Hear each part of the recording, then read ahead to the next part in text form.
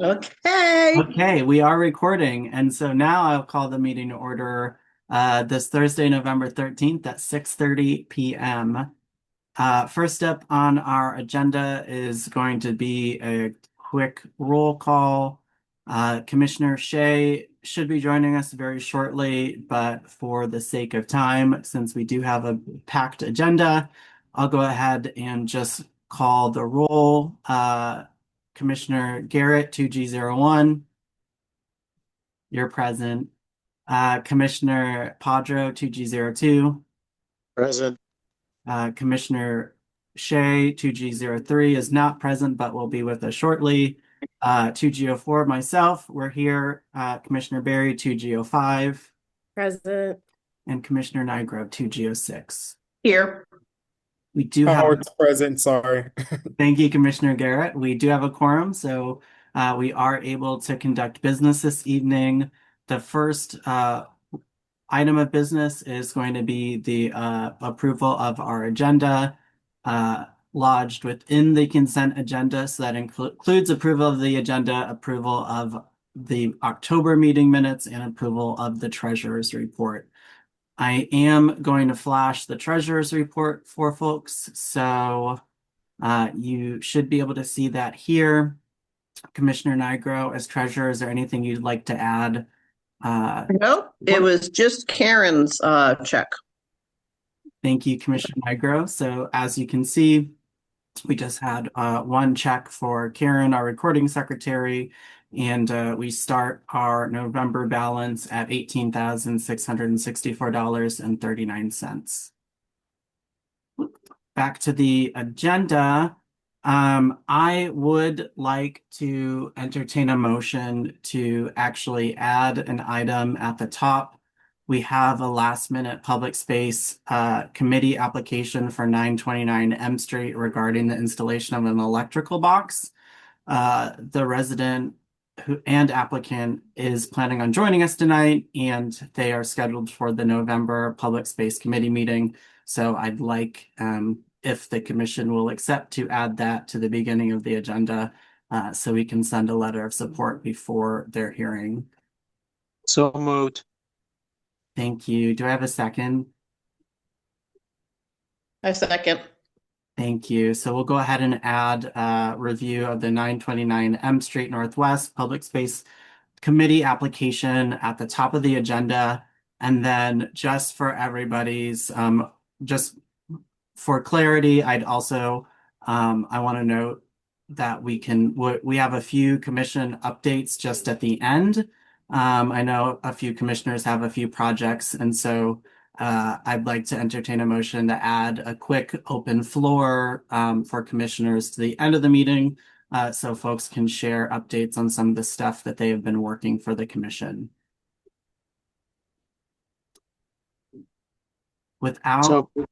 Thank you. Do I have a second? I second. Thank you, Commissioner Nigro. All those in favor of modifying the agenda to include an open floor at the end, please signify by saying aye. Aye. Aye. Aye. And Any sorry, I'm late. opposed? That's okay, Commissioner Shea. Any opposed? Motion passes unanimously. And I'm sorry, I did not call for a vote for the 929 application. So I'm going to reopen the floor for that. That motion was moved by Commissioner Padro and seconded by Commissioner Nigro. Are there any questions or comments before moving to a vote on adding 929 M Street to the top of the agenda? Seeing none, all those in favor signify by saying aye or raising your hand. Aye. Aye. Aye. Aye. That motion passes unanimously. Thank you. And so with all of that, do I have an approval of the agenda, of the consent agenda as amended? And that does include the two additions to the agenda, the approval of the October meeting minutes and the approval of the October treasurer's report, which we reviewed.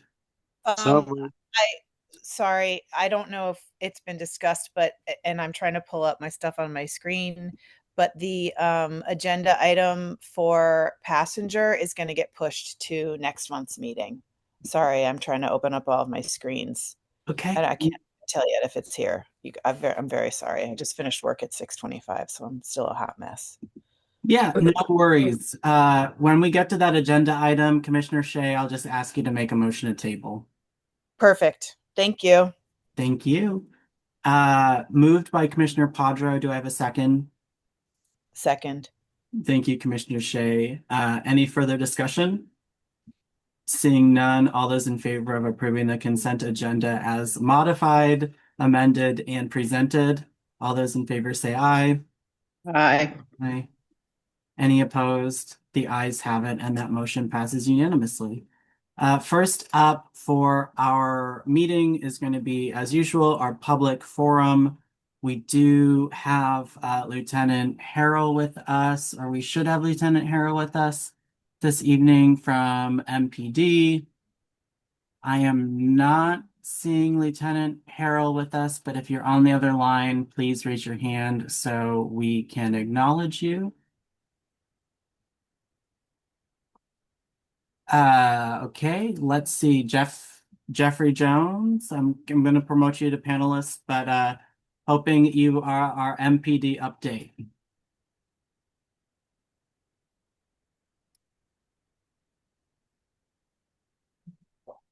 And then on deck for our community forum will also be the mayor's office and our Councilmember Pinto's office.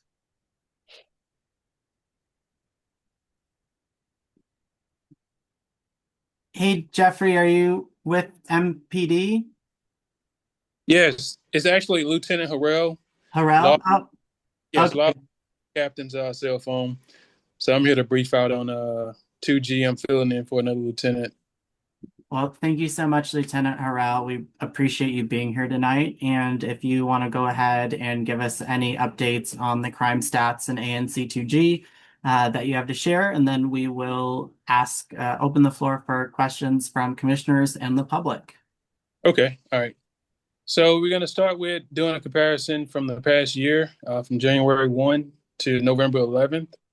So in 2024, we experienced 48 robberies in comparison to now in that same time from January 1, 2024 to November 11, 2024. We had a 21% decrease in robberies, which is a pretty big deal, going from 48 robberies to 27. Assault with dangerous weapons. In 2024, we had 10. Thus far in 2025, we also had 10 that stay consistent. We had 5 homicides in 2024, the same time period, compared to only having 1 now currently in 2025. For the last 30 days of crime, we didn't have any homicides, knock on wood. Didn't have any sex abuse allegations reported. We only had 1 ADW, which was simply a passenger passing by a pedestrian. Somehow they engaged in, I guess, a dispute. The driver of the vehicle pointed a firearm. He didn't discharge the firearm. That's still currently an open case. We had 1 robbery, but that was more or less an attempt robbery, where a suspect tried to take some passenger's vehicle unsuccessfully. That's still an open case being investigated. As far as repeat locations, of course, for my portion of 2G, I manage PSA 307. We've had the 1600 block of 7th Street, 1700 block of 7th Street, of course, the 500 block of O Street, 1400 block of 7th Street, 1500 block of 7th Street.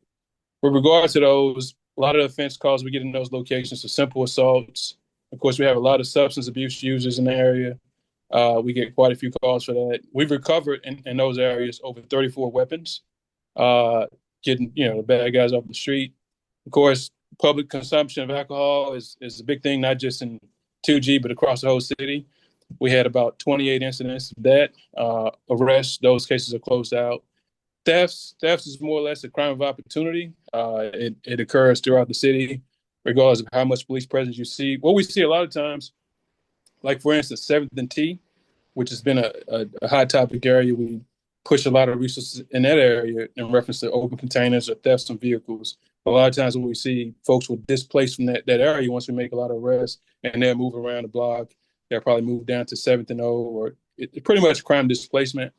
But to that end, we've made over 24 arrests to that end. And that's pretty much it. Any particular questions that you all have for me, we can go.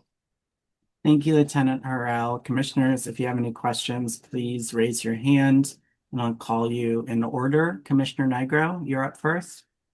Hi. So I feel like I've talked about this many times now, but I'm not gonna not talk about it because it's still very important. So there's two issues. So, and people think I'm being cute or funny, but I'm not. We really need a foot patrol. And I've asked and I've asked, and we haven't seen a foot patrol. I keep being told we're gonna get one. They're not around. No one sees MPD. I need people, officers in the alleys. And that is the reality of it. In the afternoon and in the morning with the Dunbar High School kids. It is every day. I need either them to just, all we want, just drive through. That's it. Okay. I get complaints and complaints and complaints and complaints. And then the second point is the Paradise Garden Complex. There's a variety of things that happen around there. We have people that are, now I know it's private property, but we have people coming into the private property, around the private property that shouldn't be there. So I just need that block patrolled also. So that is the block on it's the 600 block of L Street, and then around 6, it's kind of this, it takes up half the block. You said 600 block of L Street? Yeah, and then it goes up 7th. So it's called the Paradise Gardens Complex. Okay. But I need my alleys patrolled. We got it covered. I'll push out something to the officers to make sure they give increased control. Circling back to Dunbar, we actually do have officers there. What we have is called Safe Passage. Oh, don't get me started. We don't have time for that tonight. Okay. We don't have time to Safe Passage. Don't get me started on that. I need that is on that side, right? Okay. They don't cross over New Jersey Avenue. Okay. Right? They don't. Okay. I've gone down that rabbit hole. I've pled my case. No one cares. Okay. That's the reality. Take that program that's $1 million. That's a waste of money. They stay over there, right? They don't cross New Jersey Avenue. So I need on my side patrols in the alley. Got it. They do not cross New Jersey. It is an absolute shame. A complete waste of money. They literally just stay on that block of the high school. Thank you, Commissioner Nigro. No problem. Any other comments to add? Okay, I'll also add for myself, alley patrols.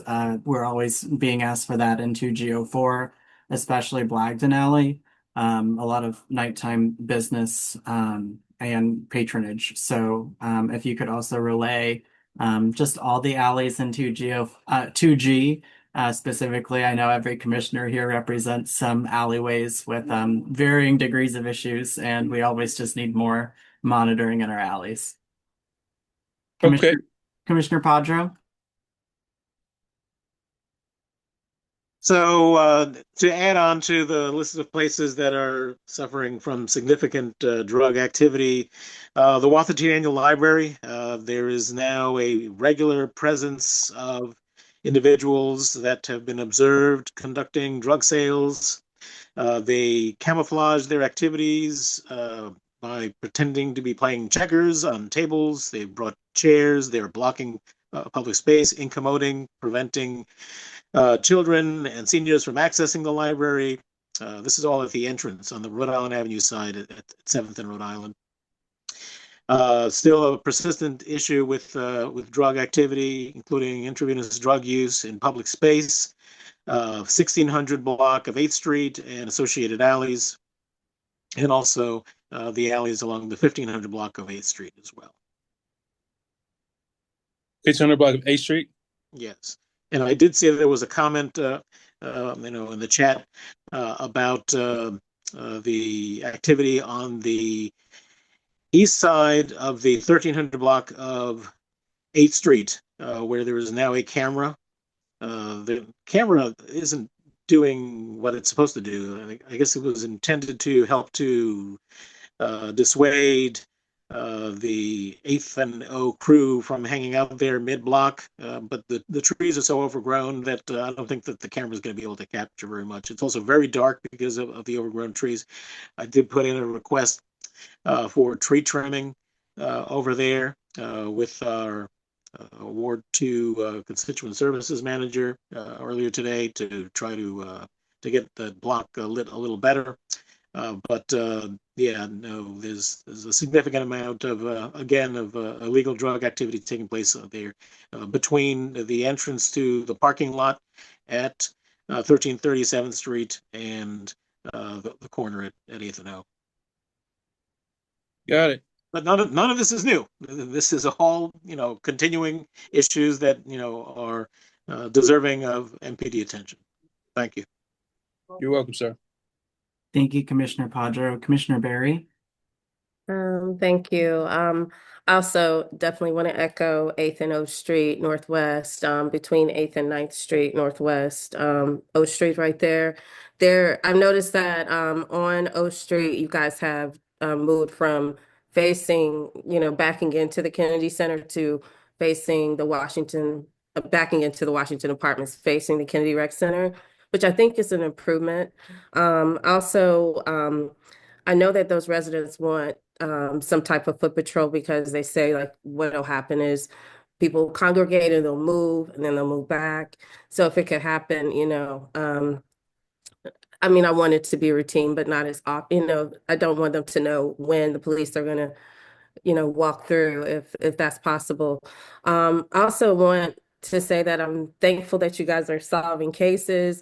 There was a press release that you guys sent about two homicides that happened in 2G. And I was happy to share that with some residents. I hope that continues. And the other thing is there is a co-op nearby. And what I've noticed is that children from that co-op, I don't know if they're being pushed out of the co-op, but they're coming through 2G05, and I don't think it's a problem. Just gathering, and I know that Commissioner Nigro mentioned safe passage. I don't know if they go to school in the area or not, but I did see something saying that the mayor was going to dedicate 9.2 million to safe passage. Did I read that correctly, or am I overestimating? Yes. Is that a question to me? Yes. Oh, Just so you. I Yeah. have knowledge of the program you're speaking of.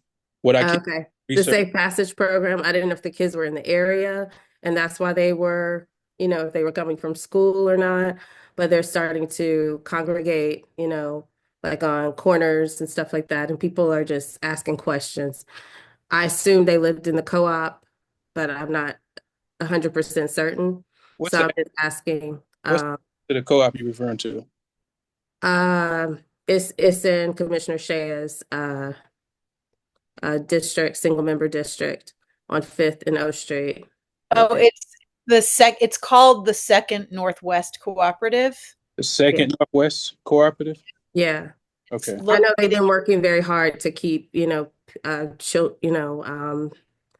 from congregating, but they've been coming, like when school is dismissed around that time, they'll be out, in groups. So, and I don't have a problem with them being in groups as long as the people aren't bothered. There's a lot of people being dismissed from school. We have KIPP DC here as well. And it's a lot of parents and children parking and doing a lot of things. So I just want to make sure that it's a safe environment for all. So, hey, Commissioner Barry, I have a question for you. Are these the kids, young teenagers, are they throwing rocks? Have they been known to throw rocks? You would know if they have. I will give a personal story. I had my window broken. Okay, so it's the same. So we have. So let me tee this up. So we're probably talking about the same group of people, kids. So they could potentially be from the cooperative, not 100%, but I'm going to guess yes. And they do throw rocks and they do break windows. And this has happened on the 400 block of N Street. And so I've been in touch with some people in the cooperative, but they can only talk to the kids so much. And apparently it's beyond the 400 block of N Street. Yep. Okay. Just wondering if they went to school here. Maybe we could, contact the schools and see what we could do. I don't know. I want the best possible solution, even though, I'm affected. I live here too, but I just wanted to know if there was a way we could get in touch with the schools and say, okay, we're having this problem with this group of people, especially with the reinvestment into that program that I read about. And I just thought it'd be worth the shot to speak to you about that. And I don't know if you have no connection with it or not, but I think it's negligent for us not to come together, for police and the safe passages not to come together, but the police could be called and they could potentially be arrested. So we can come together and, interfere in the situation before it becomes something bigger, before it becomes a felony or a misdemeanor or someone's arrested, a minor is arrested. I think it would be worth making the connection so we can have the conversation. Absolutely. And what we'll do is get officers in the area to make Mhm. contact with those youth to try to figure out if they are in fact from the cooperative or wherever they're coming from, to see if we can bring remedy to that problem. Definitely shouldn't be a case where you got large group of youth hanging out, breaking windows, and of course breaking your windows. So we'll get someone check that out. And Lieutenant Harrell, this Yes. is Commissioner Shea speaking. Hmm? The Second Northwest Cooperatives in my area, I will reach out to you after this. Okay. And I can either put you in touch with the management office for Second Northwest Cooperative, or if you want to assign somebody from MPD to be a point person, and I can try to get a conversation started with the apartment, with the co-op management about this too, to make sure they're aware, and they can let us know what they're trying to do to address the issue. Because I think part of this is there's also, since there hadn't been for quite a while, there wasn't a kind of hanging out and other issues problem, and it's started back up at the Second Northwest Cooperative over the summer. And I know quite a few residents have been concerned about that and have been in touch with MPD.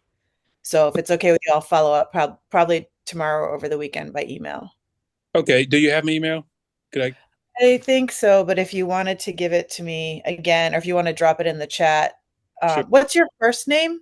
First name is Gavin, Okay. and last name is Harrell. So Okay. it's going to be gavin.harrell@dc.gov. Okay, perfect. I've got you here. All right. And I'll even just send a quick email just to get it started. And Commissioner Barry, sorry to take up your time, but I just wanted to try to get something going with that. And if you have any, if that works for you, or if you want to be part of the conversations, happy to include you. Yeah, thank you. Thank you for being a part of it. Some of the residents said that they had contacted MPD and no one had come out and they had multiple calls. So I'm happy to bring it together however it needs to be resolved, everyone could jump in. If we could get the issue resolved and, residents not have issues with their property being damaged and, you know, we could fix the issue, let's do it. Thank you, Okay. Commissioner Awesome. Barry. Thank you, Commissioner Shea. Lieutenant Harrell has that information and he'll connect with us and make sure that we connect with safe passageways. Any other additional commissioner comments? Seeing none, we'll open up to the floor for public. Does anyone on the public side have any questions for MPD? If so, please raise your hand.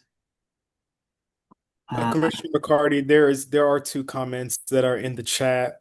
Yes, one is from Brian Collins. I'm going to give him the opportunity to speak now. You can unmute, Brian.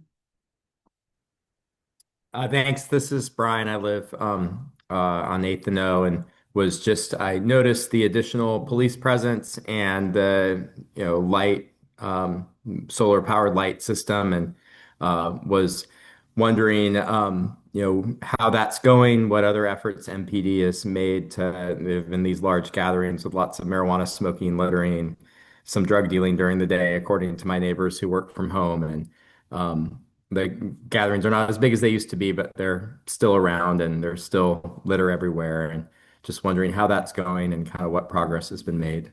Thank you. Okay, thank you, sir. That's a great question. So we have lots of overtime units deployed throughout 7th and O, 8th and O, as you mentioned. We do have the light tower up. A lot of time that dissuades crime, but we have officers tasked. So basically, whatever our hotspots are, which unfortunately a lot of times it is 7th and O or 8th and O, anywhere along 7th Street, O Street, and we have overtime units dedicated solely to addressing those issues: public consumption of marijuana, open drinking in public and making lots of arrests day in and day out. We're going to continue that effort until we get it fixed. Thank you. I appreciate it. Yes, sir. Thank you, Brian. Any other members of the public have questions? If so, please raise your hand. Seeing none, thank you. There is a comment from a Frank Atkinson. There's two. Do you mind if I can read them, or we can see if Frank wants to? It's from Fran Atkinson, I and apologize. you're good, Lieutenant Harrell. Just for the record, Fran said that they have friends that mentioned teachers at Cardozo Tech Middle School. This is not in our area, but just for your reference, if you can share with other officers, issue of students throwing rocks today. That's Cardozo Tech Middle School, and they also said they are attacking people randomly. So if you could share that feedback with your officers around Cardozo Tech, we would like for them to have that information. Thank you. And I'll do just that. I appreciate it. Thank you, Lieutenant Harrell. Well, we will keep moving with the rest of our public updates, and thank you for your time. Thank you, sir. Next up, we will have the mayor's office. I'm going to pull over our Moker Ty Abilla.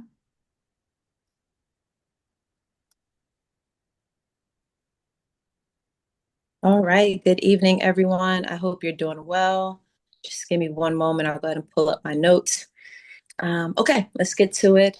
So I know the council will speak on information around SNAP benefits and the youth curfew. So I'll go ahead and pass over that information.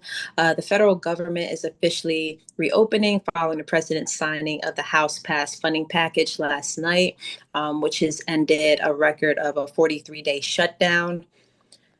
The mayor launched hypothermia season on Friday, November 7th, and residents are encouraged to take hypothermia awareness pledge to help protect our neighbors experiencing homelessness. If there is a resident that may be in need of transportation or shelter, please provide them with the shelter hotline call number or give them a call yourself at 202-399-7093. The temperatures are dropping. It is getting cold outside. So if you're looking for resources or shelter information, that can be found at cold.dc.gov. And I'll go ahead and make sure to drop this information via email and or in the chat. DPW collection services. So we just experienced a holiday. And so when a holiday comes about, their sliding scale goes into effect. So if there is a Wednesday collection pickup, that collection will then be picked up on Thursday. Please be mindful that we do have another sliding scale coming up with Thanksgiving, which will take place on Thursday, November 27th. So just be mindful of when the holidays approach that there will be a sliding scale when it comes to collection. I know majority, I believe, of ANC 2G fell in the zone collection 2A for a leaf collection. If your leaves had not been collected, if there are still bags visible at this point, please go ahead and move forward with submitting a 311 request as yard waste. I did canvass the area on Tuesday, and I did see a handful of blocks that haven't been tackled yet. I did flag those blocks over to DPW so that they can be addressed. Again, if you see any blocks that have not been taken care of, please go ahead and submit a yard request through 311. And as always, please feel free to flag that information over to me so that I can expedite that over to DPW.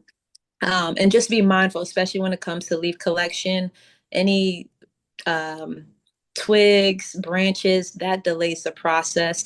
So just be sure that when it comes to compiling those leaves together, that there are no branches or twigs within the brown bags.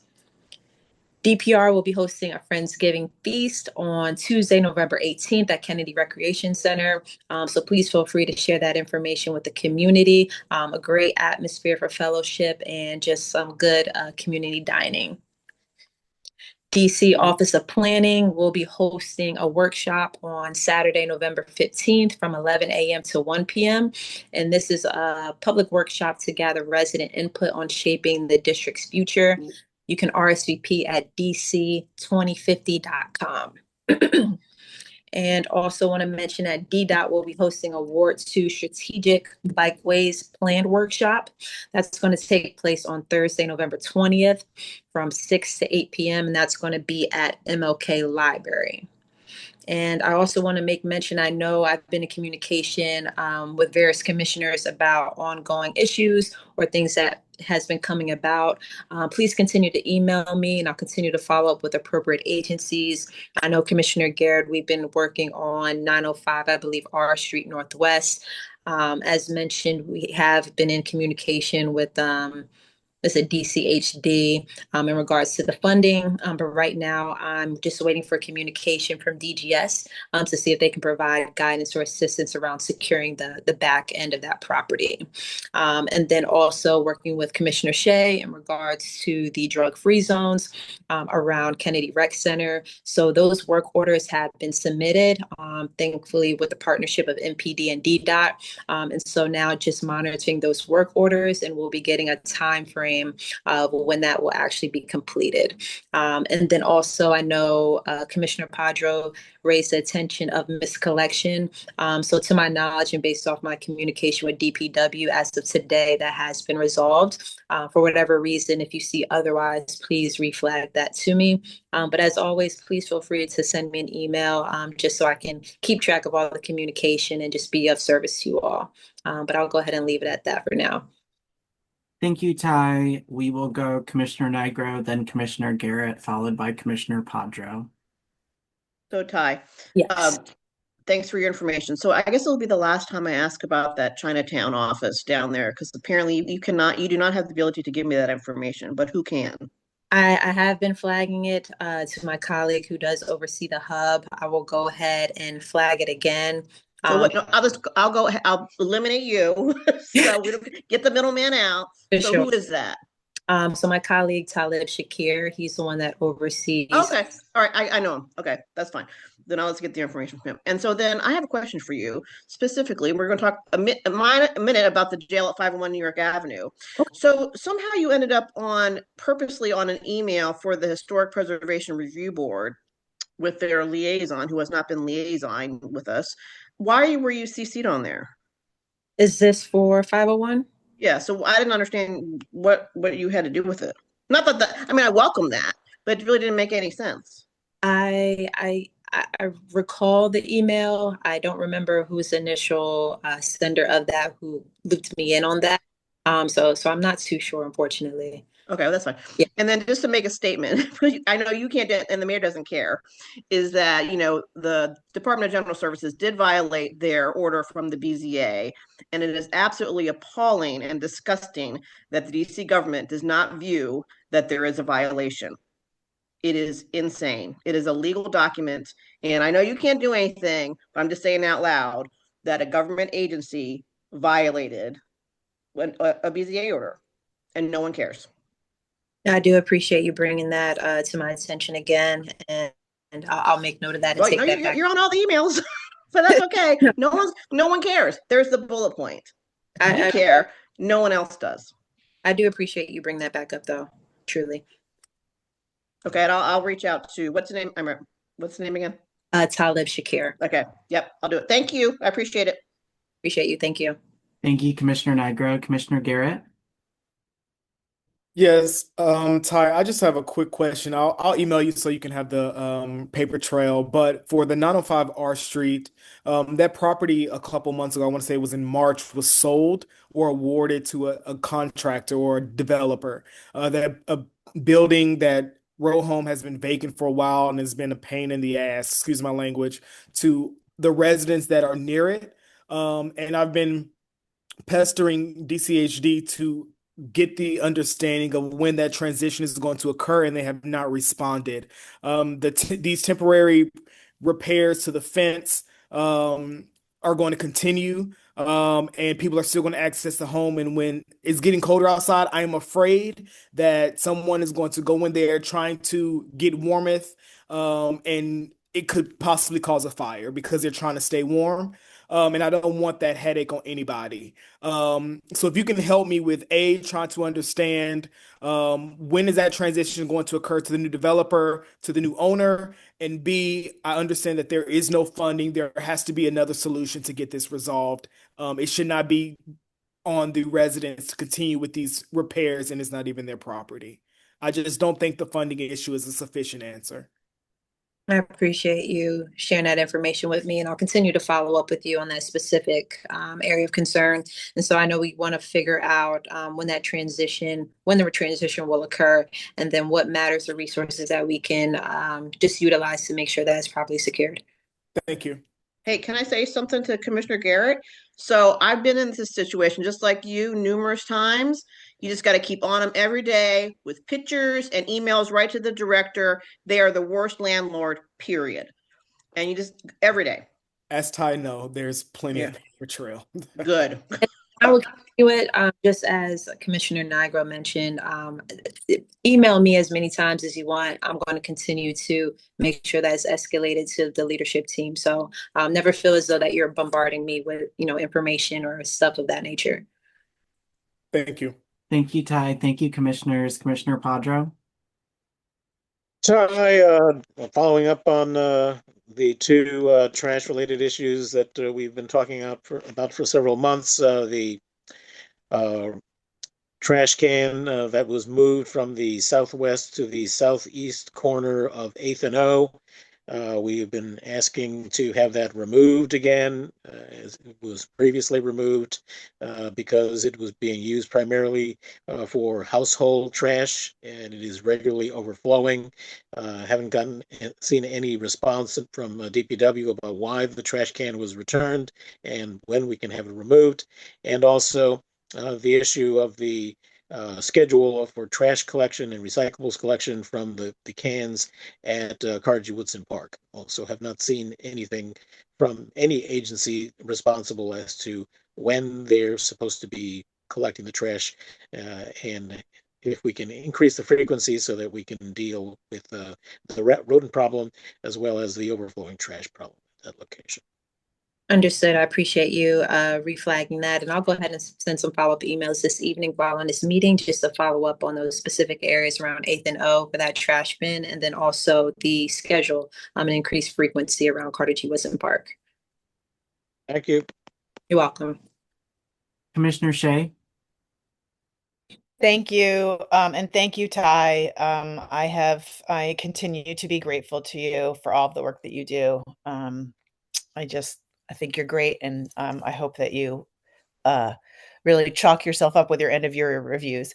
Wanted to share that I've heard from residents on the 1500 block of 5th Street that leaf pickup did not happen last week. I'll put this all in an email to you too.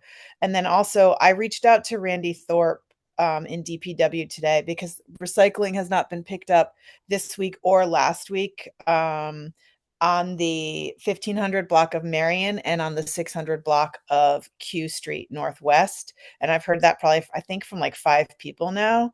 And then there's an ongoing issue with I think the address is 1540 New Jersey Avenue, but I'm going to bring that to your attention too. We're a little worried. It looks like some of the bricks at the top of this under construction forever house on New Jersey Avenue look like they're coming apart from the building. Like it's a little bit of a structural concern.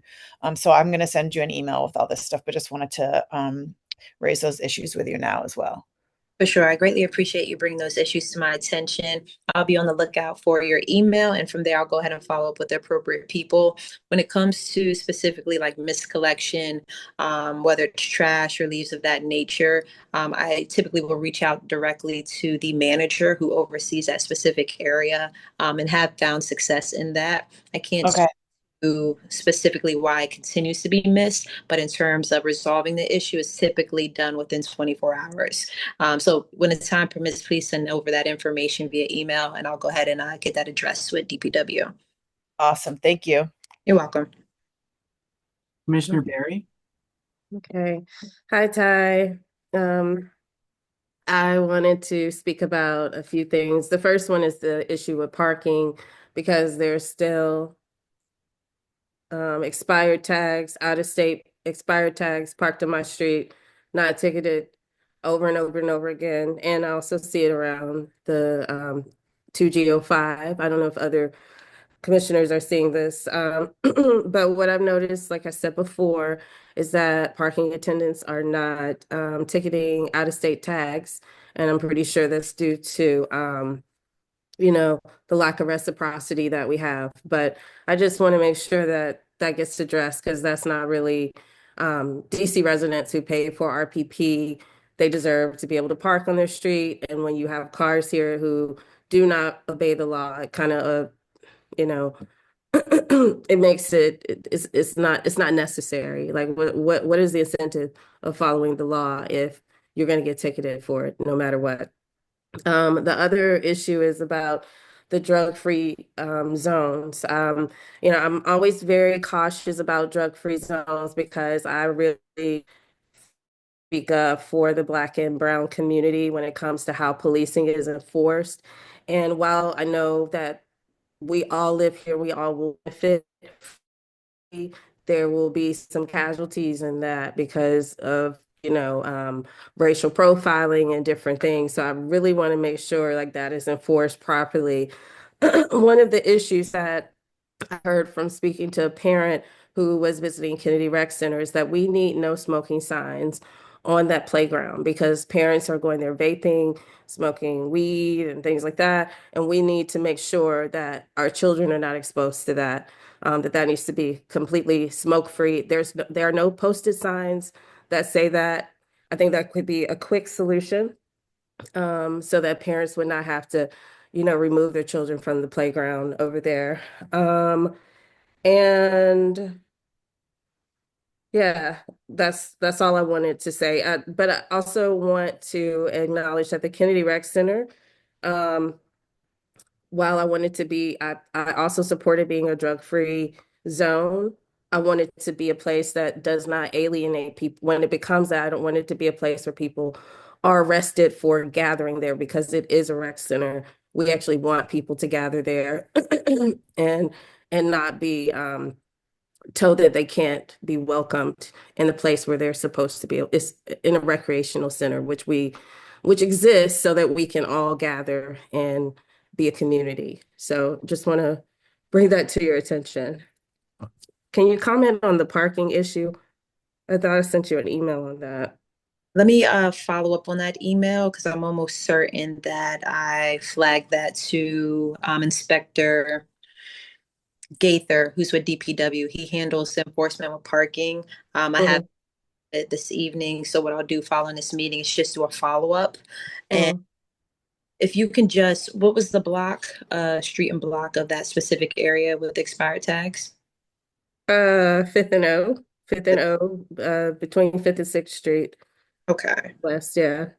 Yep. So I'll go ahead and look back at my records for that email, and reflag that to DPW, and make sure you're copied on that email. That'll also look at the no smoking signs around the playground for Kennedy Rec. Do share your sentiments on a personal level around, wanting that to still be a maintained gathering spot without members being, harassed, penalized for that purpose of what it should be. Thank you. Thank you. Commissioner Niger, I'll give you the floor one more time, but we are running behind. Hey, Ty, do you know about, I don't know, Commissioner Berry, do you know about the white van on your side of the street on 6th Street? About that's not getting, does that work? You also know that? So, Ty, I'm going to send you some emails, and this is another, this is an out-of-state white van. The person who has that van likes to put garbage everywhere. I think we talked about this last month. Yeah. And DPW simply does not ticket it. And it should be ticketed every 2 hours, and then it should be removed. And so the question is, why aren't they ticketing it, the van? I appreciate you. I give up. So all my constituents would get tickets. The person from out of state who puts garbage everywhere gets apparently no tickets. I'll go ahead and reflag that to DPW for attention. Thank you, Commissioner Nigro. Do any members of the public have a question for Ty from the mayor's office? If so, please raise your hand. Looks like Charity Beam, who is maybe with Mokers, maybe with you, Ty. Yes, yes. And so I hope this is a great segue. We can just take a moment to introduce our new colleague who is with Mokers. So if it's okay, I would love the opportunity for Charity to kick it off to introduce herself. Hi, Ty. Thank you so much. I didn't want to take too much time, but I just wanted to hop on and introduce myself. My name is Charity Beam, and I'm actually one of the new faith community liaisons with Mokers, and I'll be with wards 1 through 4. I have been around 2G interacting with the faith community in the area, but I just wanted to put out a note saying that if you are a member of the faith community or you commissioners, anybody who's watching knows of somebody that you want me to talk to and definitely get connected with, please feel free to share my contact information. Please feel free to reach out to me. I am going to add that contact information into the chat, but I am pretty much like the bridge builder between Mokers and our faith communities across wards 1 through 4. So thank you. I don't want to take more time, but thank you, Ty, and thank you, commissioners. Thank you, Charity. Commissioner Nigro. Hey, Charity, so let me ask you this. Is the mayor's office of religious affairs, is that non-existent anymore? So the Office of Religious Affairs, about a year and a half ago, I think slowly was sunsetted after Reverend Bowen moved over to the White House. But the Mayor's Office of Community Relations and Services actually recently absorbed that office and is trying to kind of rebuild it and bring that back to life because we recognize the importance of our faith communities and want to make sure they have a voice at the table. And so they are reviving that by bringing on 2 new faith community liaisons, I being one for wards 1 through 4. And then I have a colleague, her name is Reverend Ryan, who'll be with wards 5 through 8. So we are kind of the reimagined version of that Office for Religious Affairs. If you were to reach out to that old Religious Affairs email account, the email actually would go to me. Thank you, Charity. We look forward to working with you. Thank you. Charity, can you please put your email in the chat, please? Yep, will do. Thank you. Thank you. And it looks like we have one more question for Ty. Ana De Leon, I'm gonna give you the microphone. You can unmute. Hello. Yes. Can you hear me? Yes, we can. Thank you. Oh, okay. No, I just wanted to make sure because I've been trying to log in and I didn't know if you could see me or not. I'm doing it from my phone. But not a problem. You know what? I'm just waiting to be called upon. I'm on the agenda. So good evening to everyone. Thank you. Thank you. Mhm. Seeing no other questions for the mayor's office, well, thank you for your time, Ty, and we will see you around. Thank you very much. Next, we have Councilmember Pinto's office. If you're here with Councilmember Pinto's, thank you, Hannah. We'll promote you to panelist. And Hannah, we will let you go ahead and provide us with an update from the council member's office.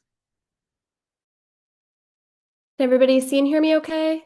Yes, thank you. I've been having a little computer trouble, so please, if I freeze or skip out for any reason, just get my attention. But all right, so as Ty mentioned, and you probably already know, the House did vote yesterday to end the government shutdown, so things should slowly be getting back to whatever passes for normal these days. As you've seen, the National Guard is still deployed around DC. They're now expected to be here until at least February. There have been reports that they'll be here through July for the 250th anniversary of independence. Attorney General Schwab did file a lawsuit to remove the National Guard members from other states that are here, but the president does remain able to deploy DC's National Guard at his direction. Some council legislative updates. Right now, one of the council's main priorities in public safety is how to handle large teen gatherings in public spaces that have turned unfortunately violent. Over the summer, youth curfew zones allowed the chief of police to declare a juvenile curfew zone for groups of 9 or more unaccompanied teens starting at 8 p.m. in a limited area. This has to be a limited area, so it can't be, for example, all of Ward 2. There were 7 zones declared over the summer, and no arrests had to be made at any of them. However, the emergency legislation that allowed for those curfew zones expired earlier this fall, and over Halloween weekend, you might have seen there was a large hangout in Navy Yard that unfortunately turned violent, and there were clashes between teens and the National Guard that led to multiple arrests. The day before Halloween, Councilmember Pinto held an all-day roundtable to discuss extending the curfew, the emergency legislation. More than 50 public witnesses testified or submitted testimony, including students, parents, and the MPD chief and deputy mayor for public safety and justice. Last week, the council did approve the emergency three-month extension of the expanded juvenile curfew. Councilmember Pinto will hold a hearing on a permanent version of the legislation on December 4th. We do know that a vast majority of our young people are engaged in productive, safe activities. We know we need to invest more in safe spaces and activities for young people to engage in. Earlier this year, Councilmember Pinto introduced a bill to ensure safe access to recreational spaces on nights and weekends. That bill sits with the Committee on Facilities, and they just announced a hearing for December 3rd. Some tax-related updates from the last legislative meeting. The council passed an amendment that Councilmember Pinto co-introduced that secures a district child tax credit and improved the earned income tax credit, both great things. Unfortunately, the council voted against another component that would have exempted out-of-state municipal bonds from taxation, which was a change that was made during the FY25 budget. Councilmember Pinto did not support and has been trying to correct. Many seniors invested in these bonds expecting not to be taxed as a part of their retirement, and Councilmember Pinto will keep working to try to get this changed. Some upcoming hearings, a few big ones coming up. And recently, the Judiciary Committee had a joint hearing with the Committee on Youth Affairs earlier today on various bills involving youth safety, including better oversight of DYRS. The committee will hold another hearing, the JPS committee will hold another hearing on December 4th on the permanent youth curfew zone legislation I mentioned, and more generally about public safety in DC, including bills on gun violence prevention and first responder retention. Some 2G specific updates. As you all probably know, there have been a lot of requests over the past few years for a trash compactor in Blagden Alley to reduce the amount of trash, trash bins, and trash trucks in the alley. We are very glad that Councilmember Pinto has been able to work with DSLBD to help the Shaw Main Street secure a $25,000 grant to make this a reality. Special thanks to the Main Street for their efforts and to Commissioner McCarty for working with the many businesses on this very complex agreement. We also know residents have been advocating for Dunbar High School's pool to be reopened for public use, and we have heard various reasons for the closure from DPR.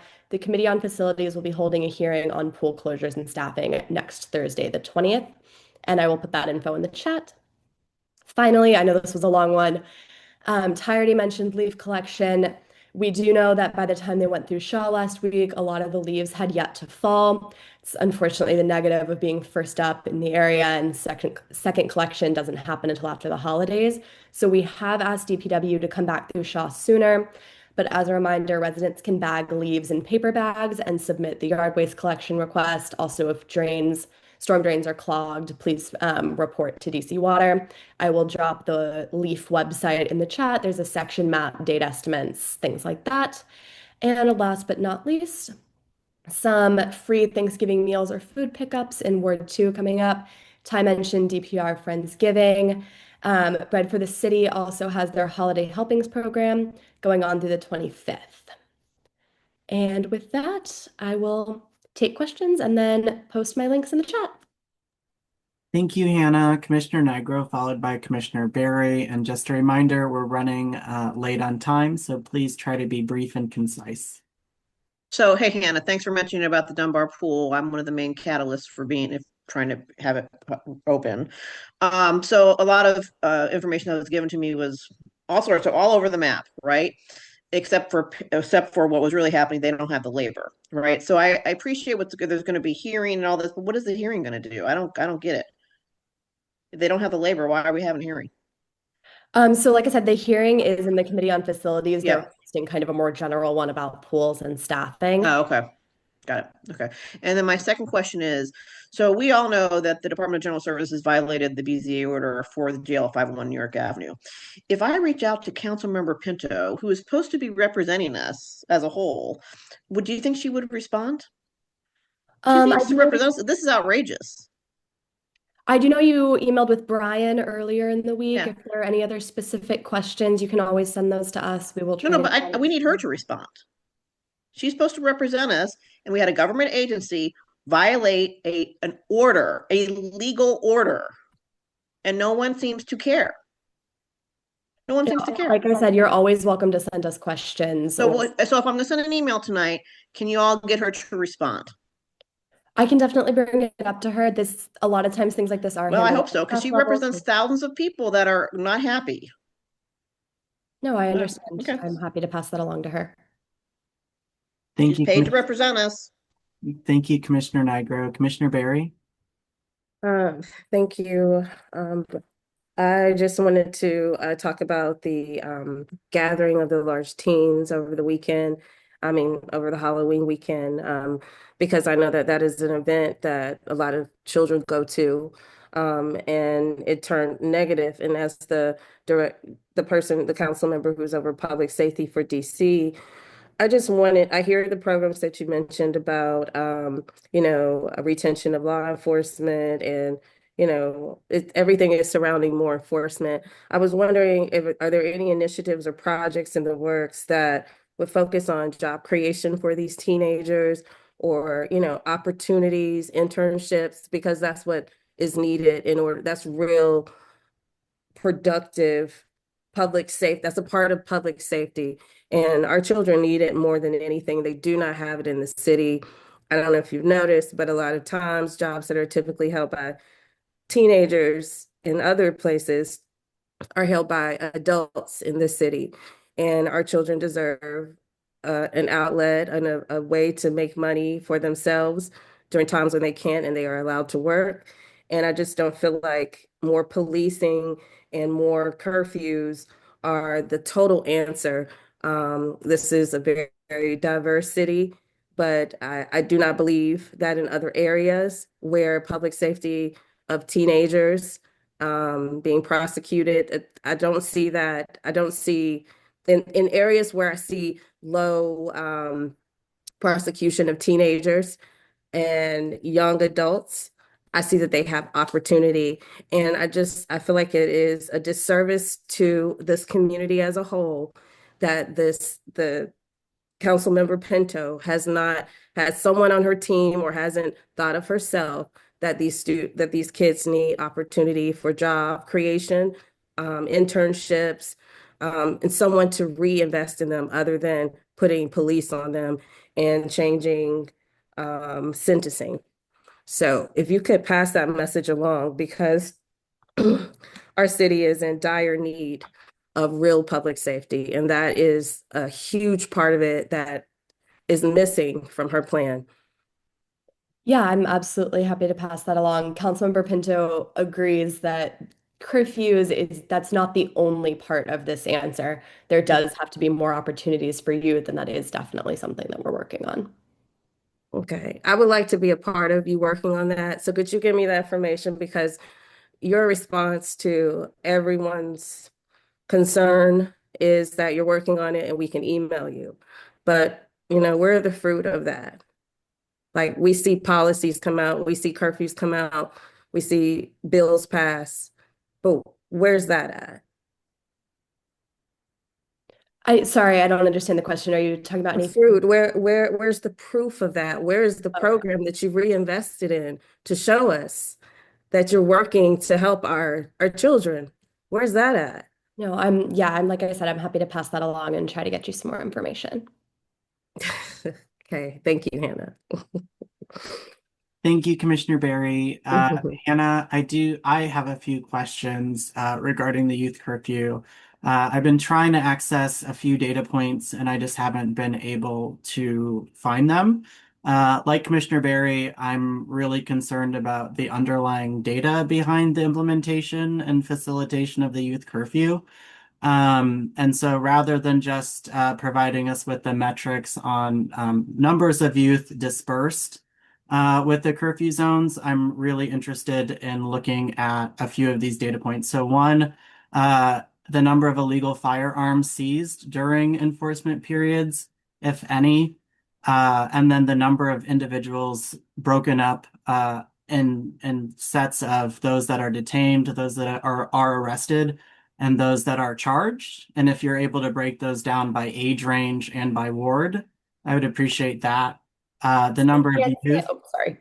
Uh, the number of youth that are referred to pathway or diversion programs as a part of the curfew, and the conversion rate of those referred to those diversion programs, and then any tracking or follow-up data on recidivism or re-engagement, especially for youth that have been caught up in a curfew enforcement or referred to a pathway program.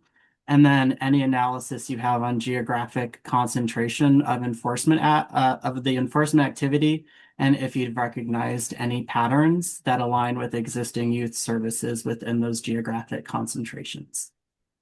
I can also send this to you in an email.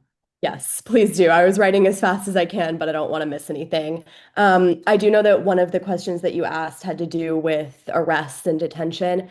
Over the summer, those 7 curfew zones that were established, there were no arrests made. The curfew is meant to be more of a preventative tool, so that teens see, oh, there's a curfew in place here, maybe don't do this planned gathering. So it's more designed for that rather than to break up gatherings. That's not the goal. Thank But I you. will get you that data. I don't have it off the top of my head, sadly. Thank you. Commissioner Garrett? Yes, thank you so much, Hannah. I think you just brought up a great point for me to mention on, as you said, it's supposed to be like a deterrent for young people not to gather. But we have to also think about that some of these kids may not have a safe home to go to. They may not have, anywhere to go. They may not have a family. Hell, they may not even have a home to attend. So these areas that they're congregating in may be the only community that they have. And I also want to mention that just because they're gathering or loitering in Navy Yard does not mean that they're doing anything wrong. The over policing and the National Guard can intensify these moments and create a false scene or perception of what's actually going on. We need to figure out solutions of modernizing our community centers, having different programs where these kids are able to go, that also meets the needs of where they are, that's relevant. I know I've heard Councilmember Pinto say, or not, sorry, not Pinto, but the mayor say that, our community centers are open, but how effective or relevant that are they to meet the needs of where these kids are? I think that's kind of some of the thinking that we need to think about. I think I understand the deterrent, but just because we deter the problem, we're just shifting it to another situation out of our eyes. But our kids are the priority, so we need to ensure that we're passing solutions that meets the need of where they are, that they are secure, that they are safe, that they have opportunity. We have to think around it holistically. No, I absolutely hear that. I think I did mention earlier, Councilmember Pinto does have a bill that would allow recreational facilities to stay open on nights and weekends. That's what the Committee on Facilities right now, but like you're talking about, trying to create those spaces, alternative spaces where youth can go safely. No, I think that's amazing, but we just need to ensure that the community centers are able to meet the needs of the kids, because many community centers are outdated. They have many maintenance work orders that have not been completed. So just harboring kids in a location is not going to solve the problem if we can't keep their attention. So I think we just need to understand, like, what specific community centers are they, are they up to date? Are they safe? Is the air conditioning working? Like, all of those things need to go into effect when we're trying to open up spaces to keep kids safe. Yeah, I really appreciate that. I will hand that off to our ledge team for their Thank you. consideration. Thank you, Commissioner Garrett. Seeing no other commissioners with their hands raised, if you're on the public side and you would like to ask a question of the council member's office, please raise your virtual hand. Ana De Leon, I'm gonna allow you to speak, but last time you mentioned you were a presenter later on. So do you have a question for the council member's office? Yes. I was agreeing to make a comment that Barry said. Definitely, we need more things for our our children to be able to do. One thing I would suggest is that any teenager that is 16 years of age should be able to work a part-time job if that's what they need. If they need money, if their parents can't buy them the things that they want. I know back in 1987, I was able to do that when I went to Woodrow Wilson High School.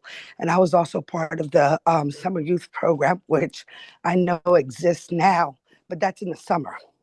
So if something can be put in, just wanted to agree that our teenagers need to have something to do, when they have all this free time. And maybe like that also they could stop, stealing and gathering and assaulting, their own neighbors in their own community. Thank you, Anna. We Mhm. appreciate your feedback. Thank you. And then I have one more question for Hannah about the rodent and about the situation here in the city.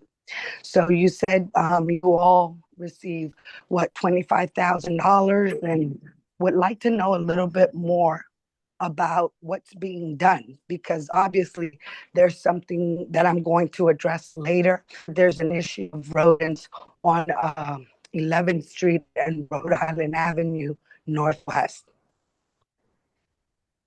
Sorry, you were breaking up So the there a question little is, what is being, oh, I'm sorry. So what I wanted to know is done around the city for the rodents, the rodent issue. Yeah, so there are things like the trash compactor Yes.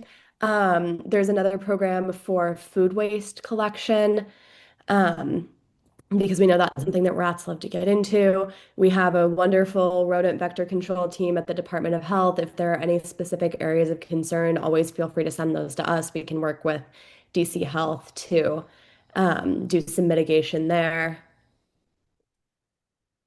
Okay. My question also would be, is this just for residential? Does this include residential and commercial? Or, and if you can put it in the group chat where I can get more information. So I can put the food waste collection in the chat. The trash compactor program is primarily for businesses. Okay, perfect. Thank you, And Anna. residential as well, or is that a different program? Yeah. So there is a 311 request for rodent abatement that you as an individual resident can take advantage of. And I'm sure Hannah can help us out and maybe drop that link as well, so that you can, anytime you have a rodent issue, you are more than welcome to go to 311 and file that. And like Hannah said, the Department of Health rodent abatement team is amazing. They usually come out within a couple of days and they'll treat your property for you.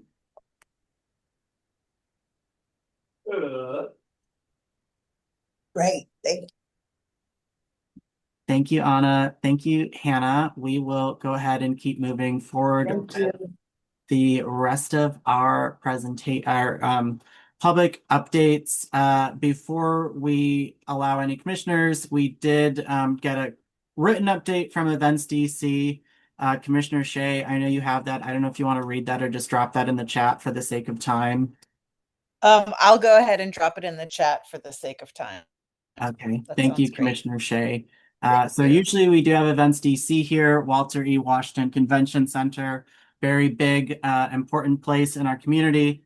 They couldn't join us tonight, but Commissioner Shea will drop information that they shared with us in the chat for everybody to have. Commissioners, is there any other updates that you want to share before we head into the business section of our agenda? Don't forget Latoya, or wait. Oh, yes. Actually, Commissioner Padro, my apologies. We did have somebody from the U.S. Attorney's Office join us. Latoya, I'm going to, if you have an update to share with the commission, I just gave you permission to speak, so feel free to unmute yourself. And if there's anything you want to share, please do. Good evening, everybody. My name is Latoya Davenport, and I'm with the U.S. Attorney's Office. I don't have any update If you would like to receive the monthly court report, please send me an email and I can add you to my distribution list. I just sent out September's on Monday or today. Um, we did a domestic violence conference over at Howard University Hospital in October 29th, where Judge Pirro was the keynote speaker. It was an amazing event. She's looking to get out in the community. So if this is a meeting that you would like her to attend, please let me know. She would love to attend. And that's all I have. Do anybody have any questions for me? Thank you, Latoya. Commissioner Nigro, you have your hand raised. Hi, Latoya. It's Rochelle. Good to see Hi. you. It's been a minute. How are you? Yes. I'm all right. So I would like to actually make, if I could, to have a meeting with Judge Janine, Judge Pirro, about the jail at 501 New York Avenue, because I know your previous boss or did not want to meet with me, right? Okay. I think she would find this very interesting how this came down, and that's across from a child care center. Okay. So I'll be emailing you with all these commissioners in the CC line, and I would expect a response this time because last time was absolutely appalling how I was completely disregarded. I will Okay. not accept it this time. So send me an email and I will forward it to the superiors, as I did before. And hopefully I'm sure you will get a response this time. Okay, thank you. You're welcome. Thank you, Commissioner Nigro. Commissioner Shea. I just wanted to request that you please share your contact info in the chat if you wouldn't mind. Sure. Thank you. You're welcome. Thank you. Thank you, Latoya. Any other questions from commissioners? Seeing none, anybody on the public side have any questions? If so, please raise your hand. Seeing none, thank you so much, Latoya. Looks like you just dropped your contact information. We look forward to working with you, and please let us know if you need anything from us. Okay. Thank you so much. Have a good evening. Thank you. You as well. Okay, Commissioner Padro, did you have an update?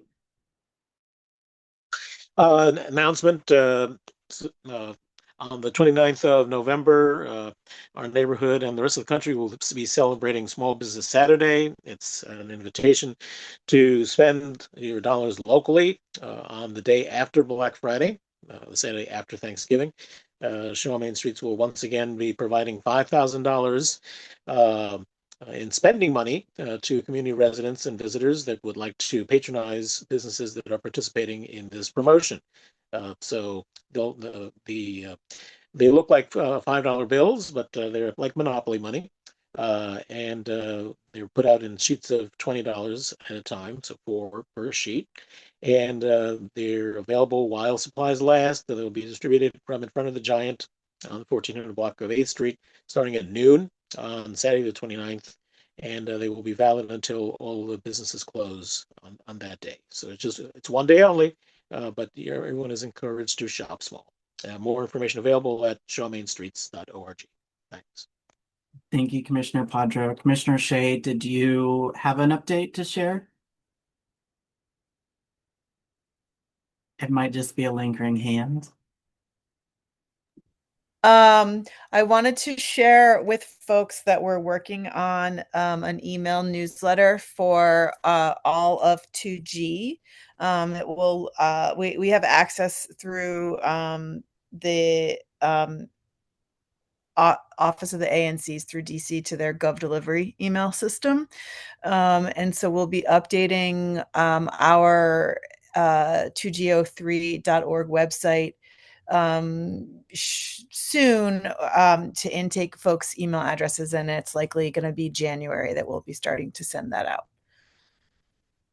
Thank you. I feel like I might have had a couple of other things, but I don't remember them, so I apologize. It's been a day. Thank you, Commissioner Shea. Commissioner Barry? Hi, yes. I just wanted to reiterate that the Kennedy Rec Center is having their Friendsgiving on the 18th, and you need to RSVP for it. So if you know someone that wants to come, just don't show up. Make sure that you go to the website and that you RSVP. It starts at 6 p.m. The other thing is that every third Wednesday from 6 to 8 p.m. this month will be November 19th. I'm hosting questions again. I think that's the best way to do it for people to contact me. I will put something out on Instagram. My telephone number is 202-419-9954. And I will send you the Zoom link so that we can speak about whatever you need to speak about. Those are consider my office hours for the community. And the other thing is, I am also working on a newsletter for the community. I wanted to fill it with resources, especially everyone's in need and there are people who want to volunteer. So I wanted to put it out there that any high school students or any students who need volunteer service hours, if you want to work on this with me, you can also connect with me through that so that you can get service hours to distribute this newsletter. And that's all I have. Thank you, Commissioner Barry. I have one quick update for 2G04. Next Saturday, November 22nd, from 9 a.m. to 12 p.m. at Salem Baptist Church, 917 N Street Northwest. They are hosting a coffee and covers event in partnership with Street Love. So they're requesting donations of blankets and warm winter clothing to share with neighbors in need.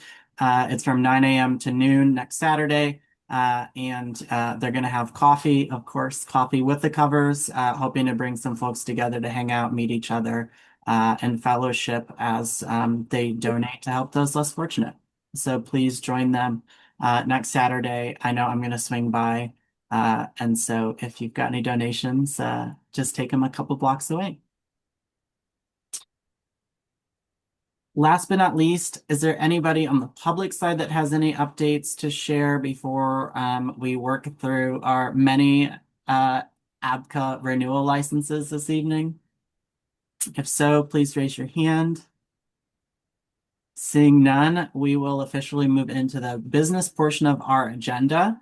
And first up is actually going to be 929 M Street Northwest. This is in ANC 2G04. And I'm going to bring over Daniel Williams, who is the resident. This is a public space permit application number 477240, specifically for the excavation of an electric connection trench at 929 M Street Northwest. Daniel, Commissioner Nigro and I have both been working with Daniel for at least 6 months on helping him navigate the quite arduous process of getting an electric meter installed. And so, Daniel, I'll give you the floor to explain what you're asking and if you have anything else to share about the application.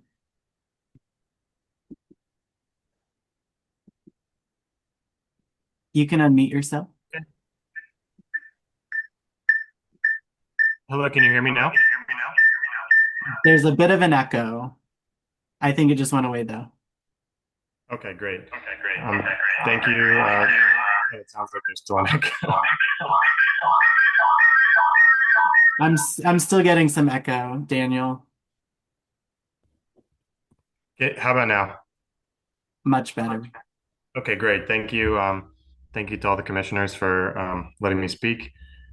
Just to give you guys a little bit of a background, this whole process started when we began to renovate a previously unfinished part of our ground level to add a third unit. We went to the BZA for a special exemption, a process that was supported by the ANC, unanimous support, and also unanimously supported by the BZA.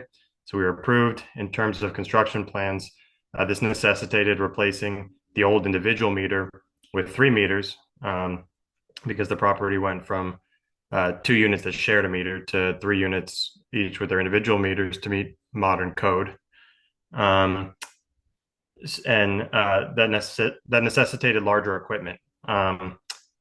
the original meters on the facade of the house. None of the Pepco approved equipment would fit on the historic facade, which obviously can't be altered at all. So we planned on placing the equipment in the front yard along the property line. And as many of you probably know, front yards in most row home neighborhoods in DC are public space.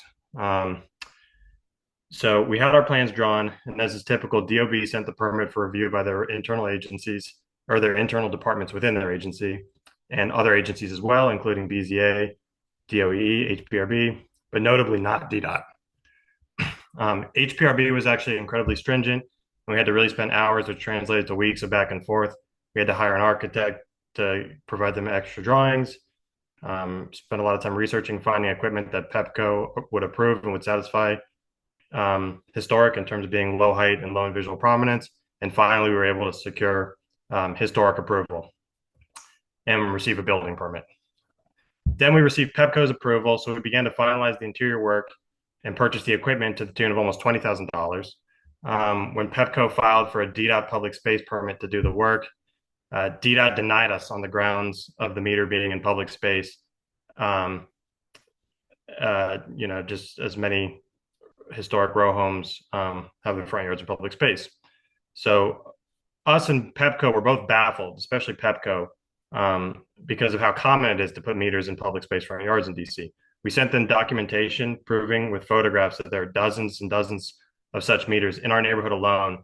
I mean, even on our block, if you go on 10th Street, our document with the examples, there's like 5 or 6 examples on 10th Street alone, and then there's a couple on N behind us, and then the broader neighborhood. I think we went about 4 or 5 blocks in a radius, and we found about 30, 40 examples. And then if you go to the other neighborhoods in DC, Capitol Hill, et cetera, I mean, it's got to be in the hundreds. So Pepco is honestly baffled because they hadn't seen this kind of pushback by DDOT till now. They're not sure if it's a rule change or what, but DDOT wouldn't give them any information really. So they ultimately referred us to the Public Space Committee, and that's why I'm here in front of you all to ask for your support so we can finally finish this project and put an end to what has been many months of pain and financial loss arising from this. I mean, between the HPRB process and now this DDOT process, we've been sitting, with construction finished and not being able to provide another housing unit to the community because we haven't been able to get our C of O for over a year now. So I appreciate you taking the time to listen to me. Thank you, Daniel. Do you happen to have could you share your screen and show us a photo of where the electric box would be placed? Yes, I can. Let me. And while you do that, I'm going to quickly, Daniel did share a packet, as he mentioned. A lot of homes in our neighborhood already have their electric meters, as you can see, not attached to the facade of their home, but against usually the sidewall or, in what he's referring to as the public space of the front yard of the row home. So I'm just going to quickly, while he gets that ready, kind of show you where a lot of these other electrical meters are placed on homes within our neighborhoods.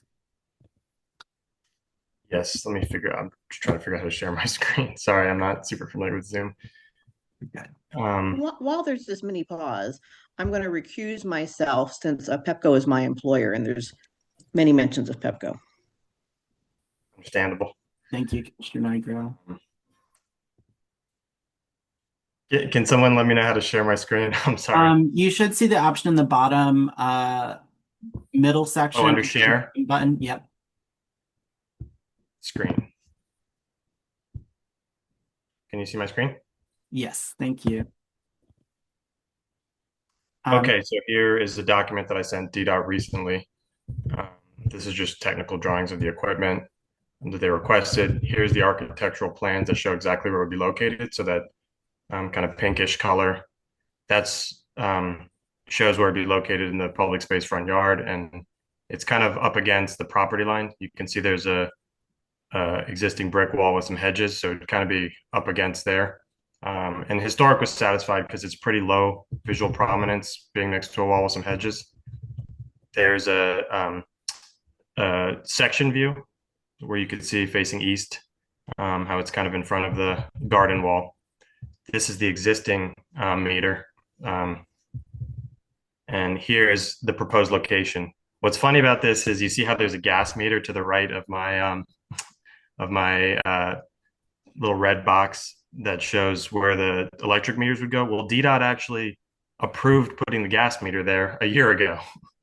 So they approved a gas meter in a public space front yard, but for some reason are giving us a hard time about the electric meter.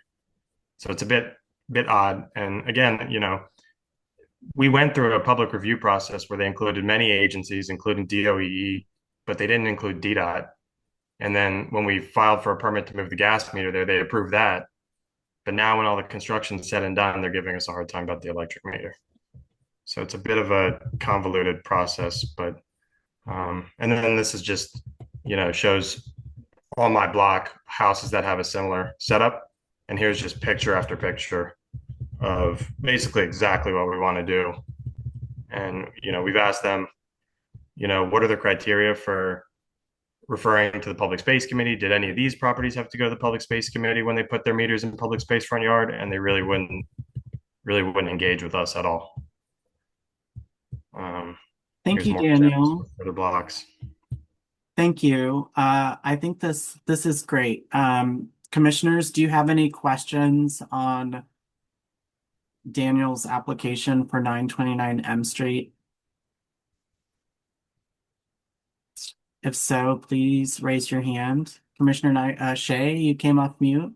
I did. I don't so much have a question as I want to thank you for the incredible amount of work that you've put into this, but also, I don't know, I guess apologize to you for this. This just seems like you're having to go way above and way beyond. I hope that you will have a positive outcome. I'm also wondering if you wouldn't mind sharing your contact info with me or shooting me an email. I can drop my ANC email. I wouldn't mind. I'd like to connect with you offline if it's all right too. That'd be great, of course. Do you want me to put it in the chat or? Yeah, if you don't mind. Sure. Thank you, Commissioner Shea. Seeing no further questions, then I would like to make a motion that ANC 2G files a comment with the DDOT Public Space Committee in support of Public Space Permit Application 477240 for the excavation of an electrical connection trench at 929 M Street Northwest, seeing as we are excited to add another inhabitable unit in our neighborhood, and that the proposed designs do fit within the context of other homes in our neighborhood. Do I have a second? Seconded. Seconded by Commissioner Padro. Is there any further discussion? Seeing none, all those in favor signify by saying aye and raising your hand. Aye. One abstention from Commissioner Nigro because her employer is Pepco. But that motion passes with 5 ayes and 1 abstention. And so that is approved. And Daniel, we will communicate our enthusiastic support for your application to the Public Space Committee. Thanks for sharing with us. Thank you guys so much. Okay, next up on our agenda, we will get into our license renewals. First, we have 2G01. Commissioner Garrett, these are both yours. The first is license renewal for 600 T Street North, 600T at 600 T Street Northwest. This is a renewal for a Class C tavern license, ABRA license number 100515. And you also have license renewal for Shaw's Tavern at 520 Florida Avenue Northwest, ABRA license number 098037. And while Commissioner Garrett unmutes, if anyone from either of these establishments is here with us tonight and you want to present on your application, please raise your hand so we can acknowledge you to speak. Seeing none, the floor is yours, Commissioner Garrett. Thank you so much, Commissioner McCarty. I would like to do make a motion for both of these for the sake of time. Make a recommendation to the committee, as well with the recommendation of the committee of Alcohol and Beverage Committee to the whole board that we approve the license renewal of 600T at 600T Street Northwest, along with Shaw's Tavern at 520 Florida Avenue, that we approve and accept their license renewal. Do we have a second? Seconded. I'm gonna give that one to Commissioner Barry. She had her hand raised but couldn't unmute. Any discussion or questions about either of these license renewal applications? Again, this is for 600T and for Shaw's Tavern, both in ANC 2G01. Seeing no questions from the commissioners, are there any members of the public that have questions about these two license renewals? Again, ANC 2G01, Shaw's Tavern, and 600T Street. Seeing none, we'll go ahead and move to a vote. We'll go ahead and move to a vote. All those in favor of supporting the renewal of these licenses and expressing that to ABCA, please signify by saying aye and raising your hand. Aye. Any opposed? The ayes have it, and those pass unanimously. Thank you, Commissioner Garrett. Moving on to ANC 2G02, we have a few license renewals. The first of which is Cafeteria and Taqueria La Loca at 1018 Rhode Island Avenue Northwest. That ABRA license number is 131150.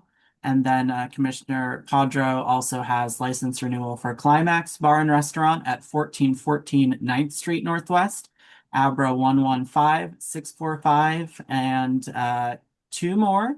License renewal for Jake's Tavern at 1606 7th Street Northwest, ABRA 108077. And we also have the Ugly Duckling license renewal for a Class C Tavern license at 1550 7th Street Northwest, ABRA 129940. Commissioner Padro, I'll give you the floor. And if you are a presenter or representative of any of those four licenses in ANC 2G02, please raise your hand and we will call you when Commissioner Padro is ready for you. Thank you, Mr. Chairman. The first of the cases, and I will be addressing each of the cases individually and not making a approved motion on them because they have different circumstances, and we have invited owners or representatives, agents to participate in our proceedings this evening. So the first is Cafeteria and Taqueria La Loca at 1018 Rhode Island Avenue Northwest. Folks will know this as the site of Roasted Boone, a coffee shop and wine bar that operated there for several years. That business closed. It was sold to Alfredo Solis and his partners. Mr. Solis owns and runs and is the chef at El Sol and Mariscos on 11th Street. So I often refer to Mr. Solis as the king of 11th Street because now he'll have three businesses, and he has also purchased another building which he proposes to have another restaurant in. So this is a little bit of a different situation than the other licenses that I'll be addressing this evening because this is a change in terms of the use. We obviously have had some terrible experiences in the not too distant past when a new owner of a license makes changes to the business and there is no opportunity to try to make sure that the neighborhood standards are being respected and that any questions that residents and neighbors have can be answered. So with this change, and since the business has not yet opened, but they have applied for the renewal of their liquor license, this is an opportunity for us to be able to get answers. Normally is an opportunity for us to get answers to questions that people and the commission have about the business. I did send 5 questions or 5 issues to the agent for the owner of this establishment, and my efforts to get information about the business and the issues related have been rebuffed as of today. This is very unfortunate. We always try to work very collaboratively with our businesses. We try to make sure that the relationship between residents and businesses is as strong and as positive as can be. But that means it needs to be a two-way street. If residents have concerns and raise those concerns, they have a right to hear back from the business owner as to whether or not those concerns are founded and whether or not there are any measures that can be undertaken to try to alleviate those concerns. And that is often handled through a settlement agreement, formerly known as a voluntary agreement. So just before we ask the representatives, and I did see that both Mr. Solis as well as his agent, Ms. De Leon, are on the line. I'm just going to, just mention the 5 issues that neighbors have raised objections about or raised concerns about, and that which we have. I was told by Ms. De Leon that everything has been done, the license has been renewed. If I want any more information about any of these issues, I can go to the district government. That is simply not acceptable. We need to have our licensees respond to community concerns and ANC concerns before we give our consent to a renewal of a license. So the 5 issues are related to trash and recyclable pickup noise.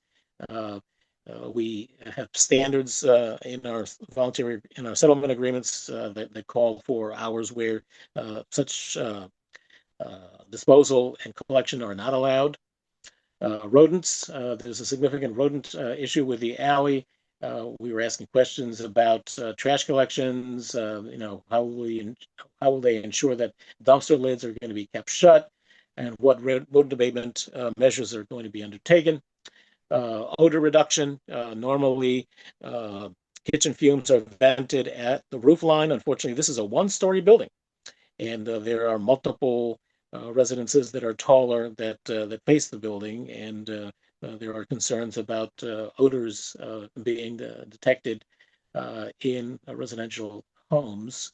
So the question was about what odor control is being implemented, scrubbers, filters, etc. Delivery vehicle parking, because of the installation of a cycle track on Rhode Island Avenue, there is very little ability for delivery vehicles, scooters, as well as cars to be able to park in order to be able to service, businesses at this location. So we are asked how that was going to be handled. And lastly, we had a question about security cameras. Where are the security cameras located? How many are they? And are they participating in the district's Camera Connect program? So those are the 5 issues that were raised by neighborhood residents to me, that their advisory neighborhood commissioner, and which I requested information on, from the agent for the owner. And again, that request for information has been rebuffed. So I would allow the agent and the business owner to respond. Thank you, Commissioner Padro. So please help me. Ana de Leon is one of the agents. Is that correct? Correct. And then who else on the line? Alfredo Solis, SOLIS. I don't Yes. see that. I see an iPhone. Is the iPhone Mr. Solis? Yes, yes, Chairman. I believe that might be him. This is Anna DeLeon again. Good evening to all of you. And yes, I'm the representative for La Taqueria. I'm sorry, Cafeteria and Taqueria La Loca. I do yeah. see, however, I do see Alfredo Solis is on the attendee list. Yeah, but I'm the one that's going to be speaking, Commissioner. Want to make sure that the chairman is aware that. Yes. Let me ask him, or let him also say hello to you all. Yeah. Mr. Solis, you do have permission to unmute. Hi. Hi, everyone. You guys hear me? Yes. Yes, we can hear you. Hi, everyone. My name is Alfredo Solis. I'm, one of the chef and owner from El Sol and Mariscos, and I'm really, guys, we need your help to, with this new business, and I'm so excited. But I'll let you Anna talk because my English is not very good looking. All right. Anna? Yes. Okay. Okay. If I may continue. Yeah. So, yes, board. So, yes, we did renew the license. Mr. Solis did purchase the business from the previous owner. Um, we did everything. Everything is on point. All the business license, all the liquor license also has been paid. I do understand that we're in the renewal process. Mr. Padro sent me an email with the questions. He just says he has the concerns from the neighbors just yesterday at 8:20 a.m., 11 hours ago. Okay, I've been sick, so I was not able to respond. Today he called me. He asked me, he told me, I told him I could address all of that. But, there was not a settlement agreement with the previous owner. And I was told by Abra that it wasn't necessary. It's not law. Okay. So to start addressing all the residential neighbors' concerns, I will start with number one, the trash and recyclables pickup noise. Um, we already have a contract. Mr. Solis has been paying, even though he's not open yet. Okay, he hasn't opened it yet. And for clarification to everyone, starting with Mr. Padro, there was what was done was a change of ownership. There hasn't been, it's not a restaurant. Okay, I can share with you all, not right now, but I could share with you all tomorrow when I'm in my office. I can share with you the certificate of occupancy. It's still a cafe.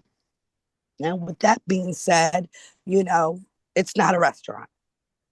Second, the rodents. Okay, there is a rodent problem there. It's not coming from the cafe. It's not coming from the cafeteria. Okay, we're not open. We're not. Everything is in place. So we do have a pickup already that he's also. I'm sorry. Yeah, picking up the trash twice a week right now. There's 2 bins there. There's a recyclable bin and for trash. It's scheduled to be picked up twice a week now, but businesses have been very slow. If needed, more trash cans and more pickups. Right now, it's twice a week.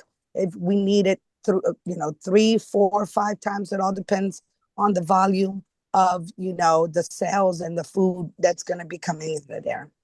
With the rodents, we have a contract as well for pest control that I can share with you all. Okay. And it's whatever everybody else has, like Mr. Padro mentioned, Mr. Solis does own Mariscos and El Sol, and they keep the place clean. And, he's been in the neighborhood for years, 10 years at least. Okay. Third, the odor reduction kitchen exhaust is normally vented at the roof line. Well, you know what? That's how he purchased it. Obviously, DOB approved it. I'm not sure if I need to look into something of that.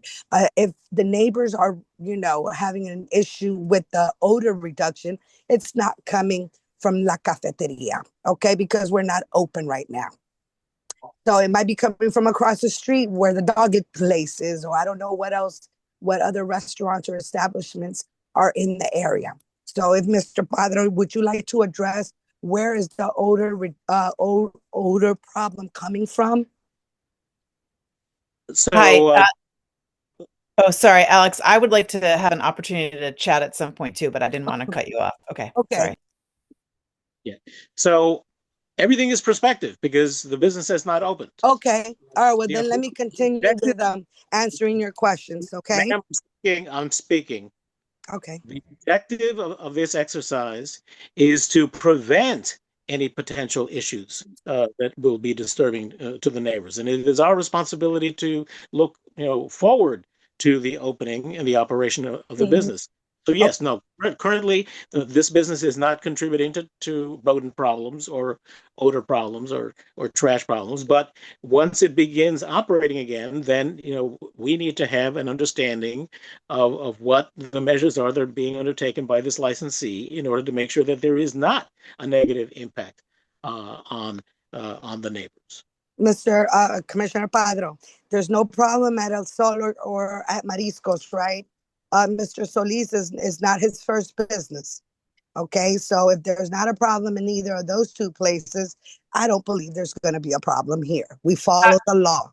This is Commissioner Shea. I'm just going to jump in to try to echo what Commissioner Padro just said, and also to say that I it just feels not productive and a little bit unfortunate that there's a very defensive posture happening right now when the spirit of these conversations is to help new businesses that are coming in work well with the community from the jump. The purpose of settlement agreements, as I see them, is to help identify potential issues, which can be problems for the businesses and problems for the residents and neighboring businesses around those.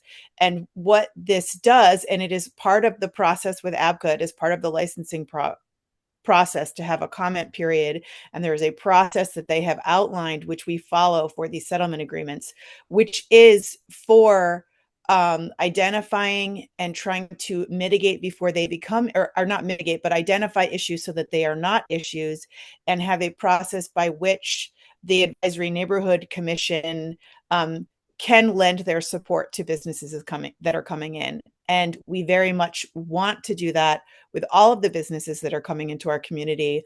And it feels like this conversation is not even allowing that to happen. Okay. We would like to, I'm sorry, I'm not quite done yet. We would like to be able to support this business coming in. And it feels like there's a level of defensiveness for a place that isn't even open up yet that is not productive. And I would love if we could shift it to, as Commissioner Padro was saying, the forward focus of residents have shared their concerns about what could happen with this business and that they don't want those things to happen. And something like a settlement agreement is how the residents feel good about welcoming the business into the community, and how the ANC can feel good about supporting it. And so that is very much what we want to do. That is still what we want to do. And there's an opportunity in real time right now to change the tone and tenor of the conversation and to shift to having a productive conversation about going ahead and entering into a settlement agreement, which is something that almost every establishment in 2G has, and has been a tool that has allowed the community to be excited for new businesses and be ready to support them, and has allowed the community, when there have been issues, to work quickly with restaurants to or cafes or whatever it is, any establishment, to identify issues and really course correct before it becomes some major problem, which nobody wants. We want to welcome businesses with open arms, and this is part of that process. So I'm just really hoping we can course correct in real time right now. Okay. And my comments are done. Okay, great. So let me continue with the concerns. For the delivery vehicle parking, where will the delivery vehicles, cars and scooters park when making pickups? The bicycle lane, I understand that. I've been to the property. We actually have a parking space there that people could just pull in when when they come and pick up their food. If the scooters, they usually, I don't know what, you all can explain to me. I see scooters all over the city, picking up, leaving it wherever, and then picking it up 2-3 minutes and taking it and going away. So with that, we do have a parking space there on the property, okay, for deliveries. Security cameras. Okay, we have in the establishment outside 3 security cameras. Okay, one looking to the alley, one on 11th Street, and one on Rhode Island Avenue. Okay, and then inside we have 4 security cameras. Now we were not aware. We do have our cameras working. They work for 30 days. They have the backup, to record and to save. And then they have access, they have it on their phone, the managers and the owners, where they can see, they record everything. Okay. Being participants in the District Camera Connect program, if you all give me the information, who I need to contact, we can definitely do that. That's a good suggestion. Okay. And so, with that being said, you said almost. So that means not everyone there has a settlement agreement, a voluntary settlement agreement. We just feel also, you feel what, you all feel, or Mr. Padre, or maybe you too, Ms. Shea, even though you're not our commissioner, you feel some type of way. We also feel some type of way. We feel that we're being discriminated because we're Hispanic. The last owner there, he was not Hispanic and didn't have a settlement agreement. So we feel like we have done everything up to par, but then we feel like we're being obligated to do this. Mr. Solis is the owner, has been there for over 10 years, and with the other establishments, and has never had issues with the neighbors, or the board or APCA or any of that.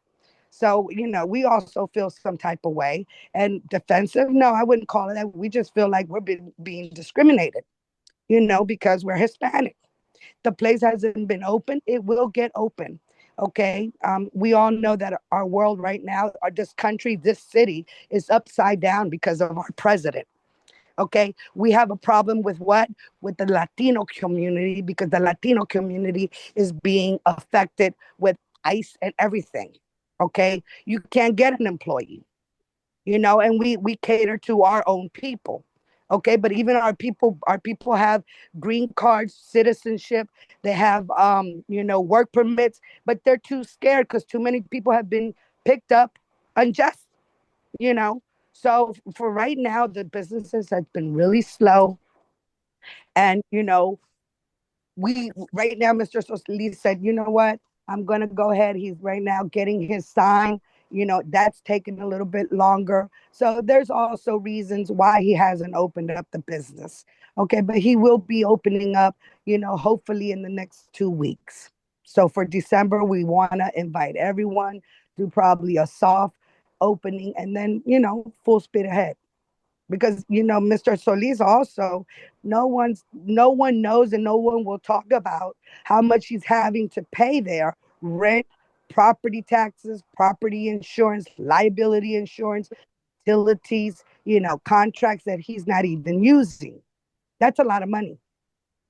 Thank you, Ms. De I'm Leon. gonna, sorry, this is Commissioner Shea, just one last time. Mr. Solis, I am thinking that you may want to reach out directly to ABCA, and I'm happy to provide you with some information from some of Sarah Weniger at ABCA, who I think, Mr. Solis, it would probably benefit you to speak with them directly, and they can explain to you the settlement agreement process and the role that it plays in fostering positive relations and a sort of an ease of managing things within the community for establishments. I just think it's really unfortunate that we have spent this much time talking about it and we haven't been able to do any of it in a positive way, where we could look at how we could enter into a settlement agreement with your establishment and move forward. This could potentially cause delays in the opening, and we don't want that. Entering into a settlement agreement is pretty standard business. Not doing so is when we have issues, concerns, and potential delays.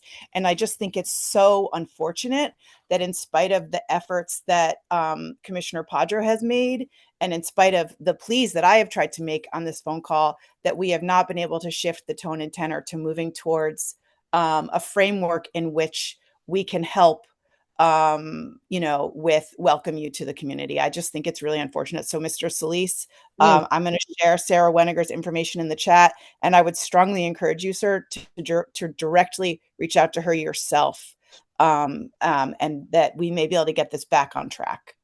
Miss Shea, it's unfortunate you feel that way. I'm sorry, Miss De Leon. I'm just going to remind everybody, please keep yourselves muted when you're not speaking, and please wait to be acknowledged to speak before you take the mic. I hear everybody's perspectives. We work with a lot of businesses, Miss De Leon, and definitely understand you have a lot of overhead costs right now as you're planning to get opened.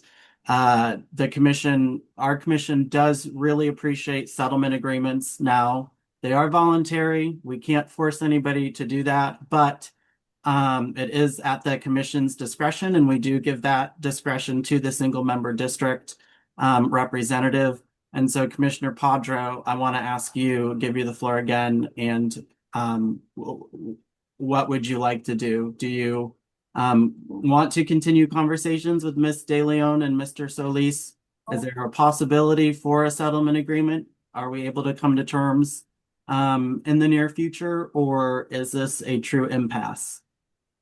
Well, unfortunately, because of the response deadlines for this renewal, we're not going to be able to conclude discussions and negotiations of a settlement agreement if they're willing to enter into a settlement agreement tonight. So unfortunately, I am going to have to ask the commission to protest the renewal, but I am available. I know Mr. Solis. I have worked with him for years, and I want to see La Loca be a success, but we need to make sure that basic principles and basic guidelines that are important to the community are on paper, are in writing, so that everyone understands what they're getting. So I'm ready to make a motion if that's what you to, unless you want to get any public comments. Thank you, Commissioner Padro, Ms. Solis, Ms. De Leon, and Mr. Solis. My question for you is: the commission has at times made motions to protest pending a settlement agreement, and so Commissioner Padro already mentioned that he is ready to make a motion to protest, but I would encourage him to have that attached to a settlement agreement, in which, if over the next couple of weeks, you parties can get together and hammer out anything that's suitable for the community, that protest would be withdrawn. And so my question is, for the applicants, Mr. Solis and Ms. De Leon, is that something that you're interested in Commissioner Padro including in his motion, that we would withdraw a protest pending confirmation of a settlement agreement between the parties? May I speak? Yes, you can. Thank you. So, yeah, me and Mr. Solis are not ready to make that decision right now. Until when is the deadline? Well, the deadline is for letters of protest is the 24th of this month. So this is the last meeting of the commission before the deadline. Okay. So and what that means is that were you to potentially, sorry, this is Commissioner Shea, were you to enter into a settlement agreement before then, and if we raise the motion saying we're protesting this, however, if the establishment enters into a settlement agreement with us by a certain time, we are not protesting it. So we are trying to help you right now, and we really very much want to be in a position to welcome and support this business. Okay. Well, like I said, me and Mr. Solis have to brainstorm and talk, tomorrow. And then I will let Mr. Commissioner Padro know, what he decides. Thank you, Ms. De Leon. That makes perfect sense, and we absolutely respect your decision. I would, like I said, just encourage you, November 24th, that's 11 days. So please connect with Mr. Solis, figure out what works best for you, and communicate that to Commissioner Padro. Because if, in the next 11 days, there are terms that we can come to for a settlement agreement, the commission can withdraw its protest. So I'm going to encourage you to just consider that and work with Mr. Solis and keep in close communication with Commissioner Padro over the next few days. Okay, that's perfect. Thank you, Ms. De Leon. Commissioner Padro, I'm going to give you back the floor. And Mr. Solis and Ms. De Leon, thank you so much. I'm going to move you back over to the public side, but we do appreciate you being here tonight to talk about your application. Thank you. Thank you to you, Chairman, and the board. Greatly appreciated. Thank you. Commissioner Padra? And with that, I move that Advisory Neighborhood Commission 2G protest the renewal of the Class CT license for Solis Food Group 3 LLC, trading as Cafeteria and Taqueria La Loca, located at 1018 Rhode Island Avenue Northwest, on the grounds of adverse impacts on peace, order, and quiet, but that the commission will withdraw its protest if a settlement agreement is entered into with the establishment. Do I have a second? Can I offer a friendly amendment about a deadline for the settlement agreement? Go ahead. If the comment period is ending on the 24th, I would recommend that to give time for the agreement to be filed and whatnot. Perhaps that it be entered into by the, I don't know, 21st or 22nd of November. Alex, I don't know what your thoughts are on the specific timeline. We'll look at the calendar. Hold on a second. The 21st is a Friday, the 22nd is a Saturday. So yeah, and the 24th is a Monday. So I would say by the 21st. Okay.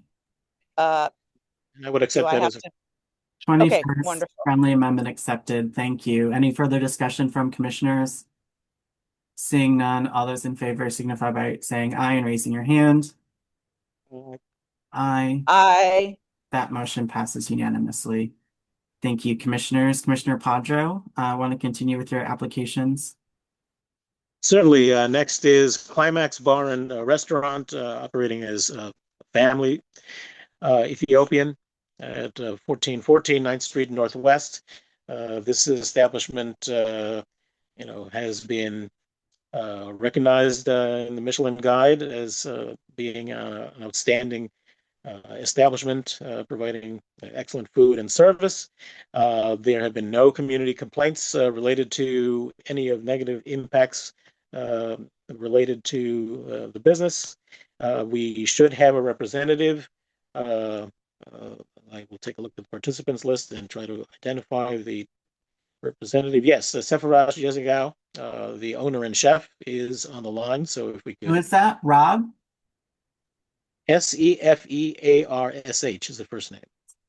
Okay.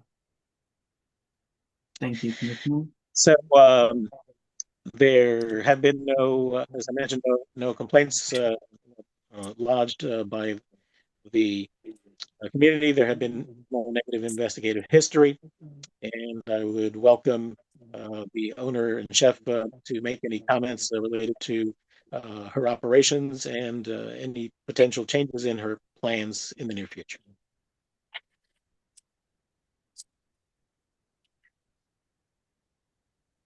Sepharad, are you there? Yes, I am. Yes. Can you let us know anything that like the community and the commission to know about your business and any plans for any changes that you would like to share with us? Thank you for letting me, establish the neighborhood. I will continue your support and continue the neighborhood serving my Ethiopian children. I've served the last couple of 6 years, and I will be happy if you guys vote for me. I appreciate it. Thank you for letting me know here. Great. So I have no other comments. Happy to allow others to comment, and then I'll make a motion. Yeah, any questions or comments from commissioners? Commissioner Shea, do you have a comment? No, I just never lowered my hand. I'm sorry. Thank you. Any folks on the public side, if you have questions or comments, please raise your hand. Okay, Commissioner Padro. I move that Advisory Neighborhood Commission 2G support the renewal application for the Class CT license for Families LLC, trading as Climax Bar and Restaurant at 1414 9th Street Northwest, and that we communicate that support to the Alcoholic Beverage and Regulatory Administration and Alcohol Beverage and Cannabis Administration, I should have said, and the board. Do I have a second? Second. Seconded by Commissioner Shea. Any further discussion? Seeing none, all those in favor signify by saying aye and raising your hand. Aye. Aye. Any opposed? The ayes have it. That motion passes unanimously. Commissioner Padra? Yes, the third of the renewal applications in my single member district is Jake's Tavern, KT LLC at 1606 7th Street Northwest. And let's see if we have a representative on the line. There's an iPhone, but so that might be the representative. Okay. I see a message. I'm here as iPhone. Yeah, I mean, there's a hand up, so that Yep, could be Todd Suba, the owner. that's me. Can you hear me? Yes, we can. Great, Great. thanks. So Jake's Tavern recently expanded to the second floor of their building uh, with to great success. They have had no negative investigative history. There have been no community complaints, uh, and I'm glad to be able to have the owner on the line to share with us any future changes in operations or anything that he would like to share. So, Todd. Thank you, Alex, and hello, commissioners. Nothing new to share. We had the second floor open a few months back. A few of you joined, so thanks for coming. It's been a great success. We've been hosting a lot of private events up there, a bit of overflow for sports on weekend, but it's business as usual, and everything's been going smoothly. So thanks for all your support, and we're looking forward to keeping it going and staying a part of the neighborhood. Great, thank you. Mr. Chairman, I'll pass it back to you to see if there are any comments or questions from other Any comments or questions from other commissioners? Jake's Tavern? Seeing none, any comments or questions from the public? If so, please raise your hand so we can allow you to speak. Seeing none, Commissioner Padra, the floor is yours for a motion. I move that Advisory Neighborhood Commission 2G support the renewal application for the Class CT license for KT LLC trading as Jake's Tavern at 1606 7th Street Northwest, and that we communicate that to the Alcoholic Beverage and Cannabis Administration and Board. Do I have a second? Commissioner Barry seconds. Any further discussion from commissioners? Seeing none, all those in favor signify by saying aye and raising your hand. Aye. Aye. That motion passes unanimously. Thank you. Thank you, everyone. Thank you for being here. And Commissioner Padra? And the fourth and final 2G02 renewal for this evening is the Ugly Duckling. Applicant is OM Operator 1 LLC. This is at 1557th Street Northwest, which is at the southwest corner of 7th and Q Streets Northwest. And I know that Rob Zonka from the ownership is available to answer questions and to make any statements. Again, so this is formally La Jambe, the French wine bar that closed about a year and a half ago. Ugly Duckling, purchased their license and has been operating for about a year now. And there have been no community complaints. There have been there's no negative investigative history. So at the appropriate time, I am prepared to make a motion of support for the renewal of this license. But in the meantime, let's hear from Mr. Zonka about their current operations and any changes in the future. Hi, can you all hear me? Yes, we can. Wonderful. We have no current major changes. We have a few menu changes coming up. We've had pretty good success with our shutdown menu, so we're going to incorporate some of that into our regular menu. But there's no structural changes, no major design changes or anything like that. Great. Well, we're happy to have you in that important corner. We're excited. Thank you, Commissioner Padro. Commissioners, any questions about the Ugly Duckling license. Any members of the public on the other line have questions, please raise your hand.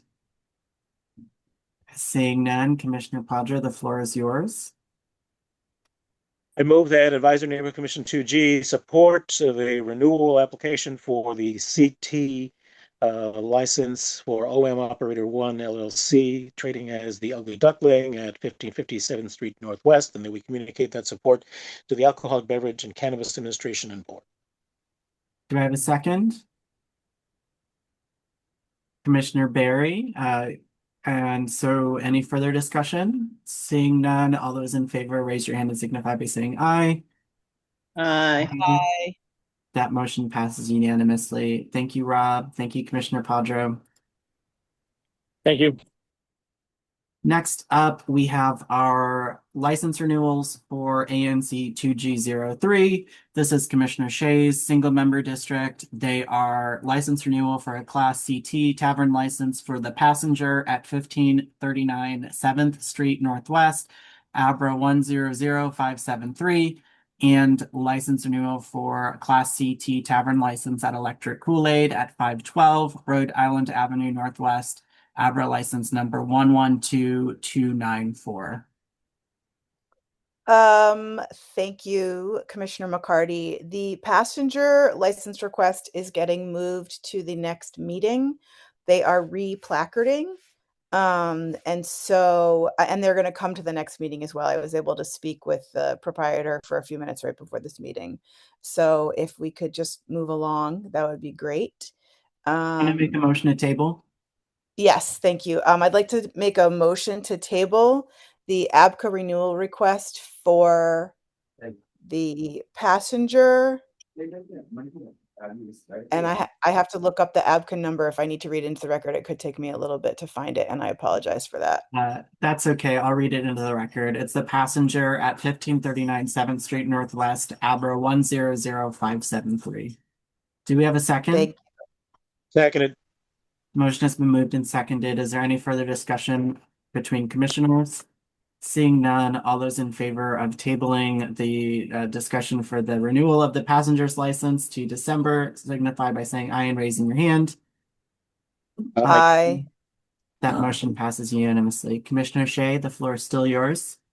Thank you so much. Next up, we have the renewal for Electric Kool-Aid located at 512 Rhode Island Avenue, ABCA or Abra license, sorry, 112294.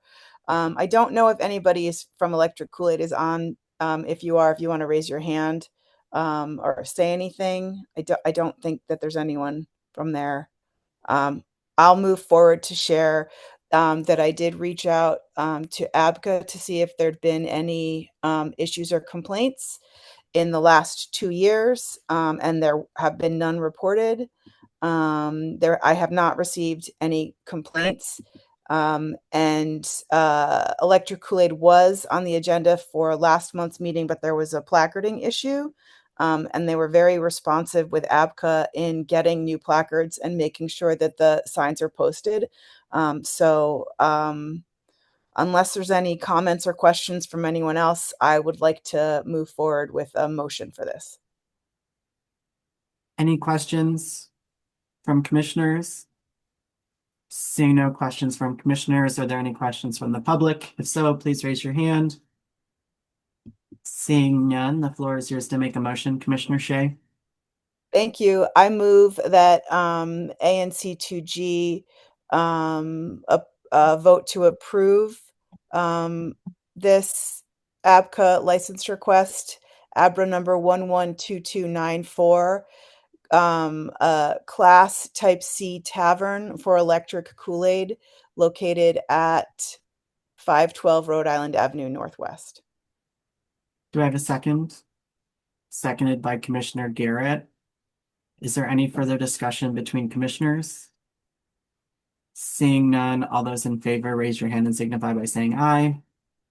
Aye. Aye. That motion passes unanimously. Thank you, Commissioner Shea. Thank you.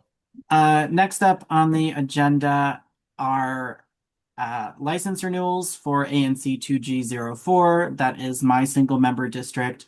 The first of which is Lost and Found. the ABCL committee did recommend for the renewal of Lost and Found.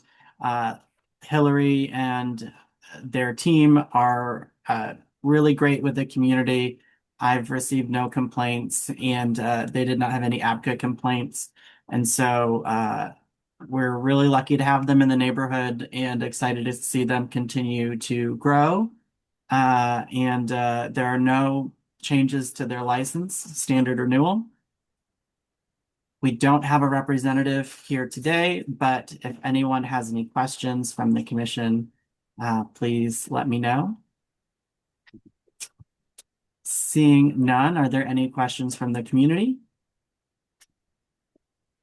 Seeing none, I'll go ahead and I move that ANC 2G support the license renewal for a Class CT tavern license for Lost and Found at 1240 9th Street Northwest, ABRA 094510, and that we communicate that support to the ABCA agency and board. Do I have a second? Seconded. Seconded by Commissioner Padro. Is there any further discussion? Seeing none, all those in favor signify by saying aye and raising your hand. Aye. Aye. That motion passes unanimously. Next up, we have Maxwell Wine Bar. This is for the renewal of a Class CT tavern license, ABRA 106334, located at 1336 9th Street Northwest. We do have the owner here, Brent, who I'm going to pull over in a second, but I will say that there have been no complaints from the community.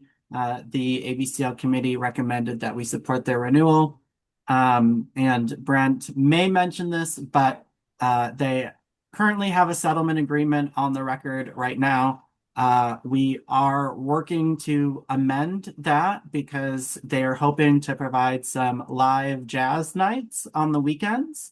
And so we're working with community members and neighbors to get some language in place to allow them to host some live jazz soon. Tonight, we're only voting on the renewal of the license. The renewal does not have any changes in endorsements or hours or any other substantial changes, but we will see Brent and Maxwell again in September once we have an updated settlement agreement for the commission to vote on. Brent? Cool. Thanks for having me, everyone. I appreciate it. My name is Brent Kroll. I'm the owner of Maxwell. We've going on about 8.5 years right now, and super happy to be in the neighborhood. What made me think about the jazz amendment is I have another bar that's about a half-mile north off U Street called Pop. It's right next to Wet Dog across from Atlantis. And we saw there were a lot of young local musicians in like their 20s and 30s, and we actually abandoned about a year ago doing like a trivia night, which wasn't working for us. And we switched to a Sunday night live jazz night where we have musicians play from like 6 to 8 p.m. on Sundays. And we've seen that it's been really good for the like community around here and people coming by and just kind of like, you know, like foot traffic and just kind of a good vibe overall, especially with the garden project that we've helped with in front of like Pop. So I was just thinking that at Maxwell, not to have like any type of liberties for like a DJ or to like have, you know, I'm happy to adhere to any type of noise ordinance or like decibel kind of thing. But I just think that like doing something like live jazz, like periodically on the weekends might be a really positive thing for the area. Thank you, Brent. And like I said, we just have to amend that settlement agreement, which we will have language for the commission at next month's meeting. But do any commissioners have questions for Maxwell about the renewal of their license or current operating procedures? Seeing none, do we have any questions or comments from the public? If so, please raise your hand. Seeing none, I'll go ahead and I move that Advisory Neighborhood Commission 2G support the license renewal of the Class CT tavern license for Maxwell at 1336 9th Street Northwest, ABRA 106334, and that we communicate that support to the ABCA administration and board. Do I have a second? Seconded. Seconded by Commissioner Padro. Any further discussion by commissioners? Seeing none, all those in favor, raise your hand and signify by saying aye. Aye. Aye. That motion passes unanimously. Thank you, Brent. We'll communicate that support for your renewal to ABCA, and we will see you again in December. Great. Thanks for your time. Of course. Thank you. Have a great rest of your night. Next up on the agenda is Tiger Fork. This is a Class CT tavern license renewal at 922 N Street Northwest in Blagden Alley. That's Abra 103195. We don't have Greg Alge here today from their application, but I have spoken with Greg. They also own Calico. I will say that there were a couple of neighbors that reached out or a couple months ago with concerns about the noise of Tiger Fork's door slamming in the alley. I did communicate that with Greg, and Greg had a contractor come out and get that fixed.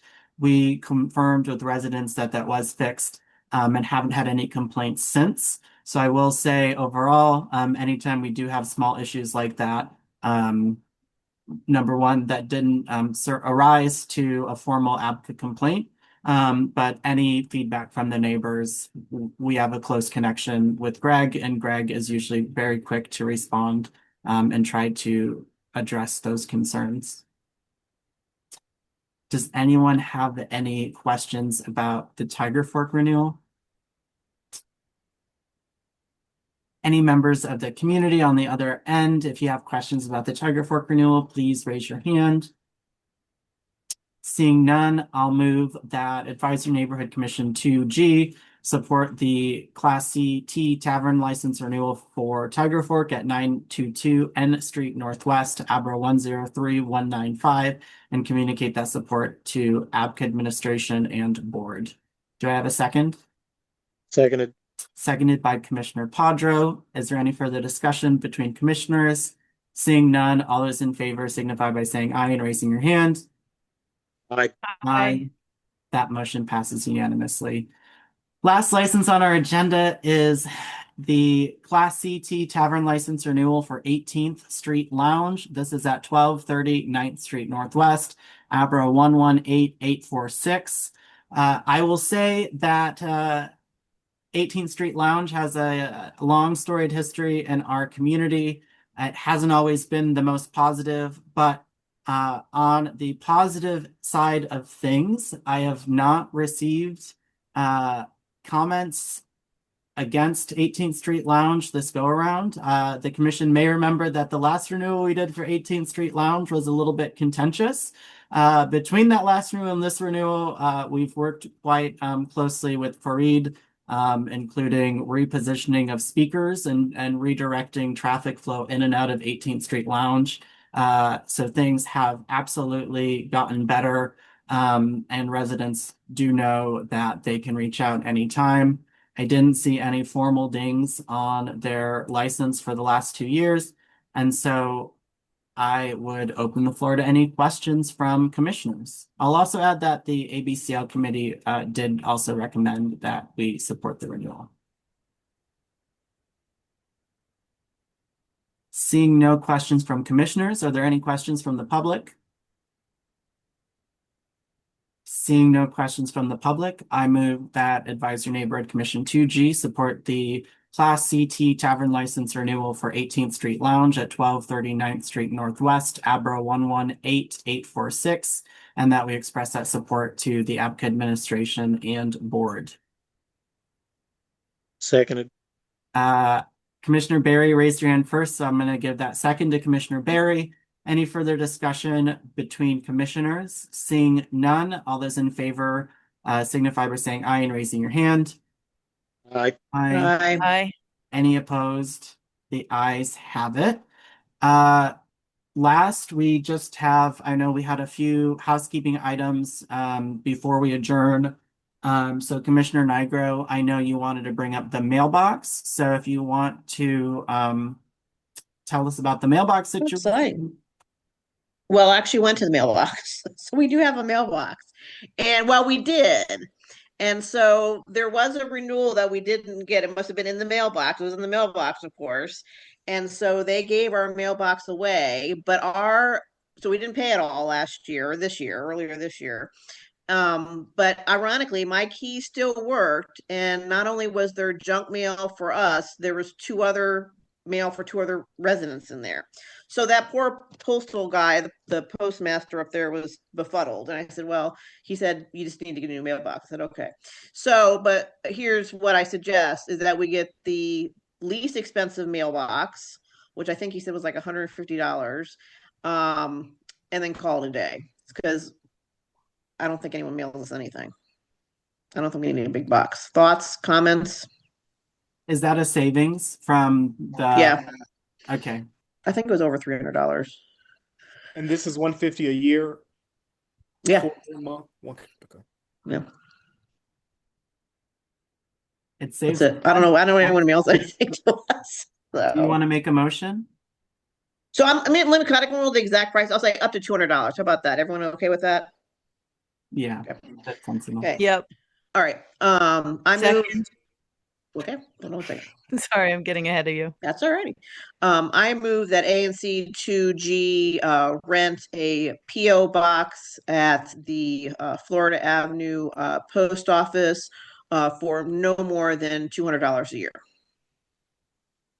Second. Seconded by Commissioner Shea. Is there any further discussion from commissioners?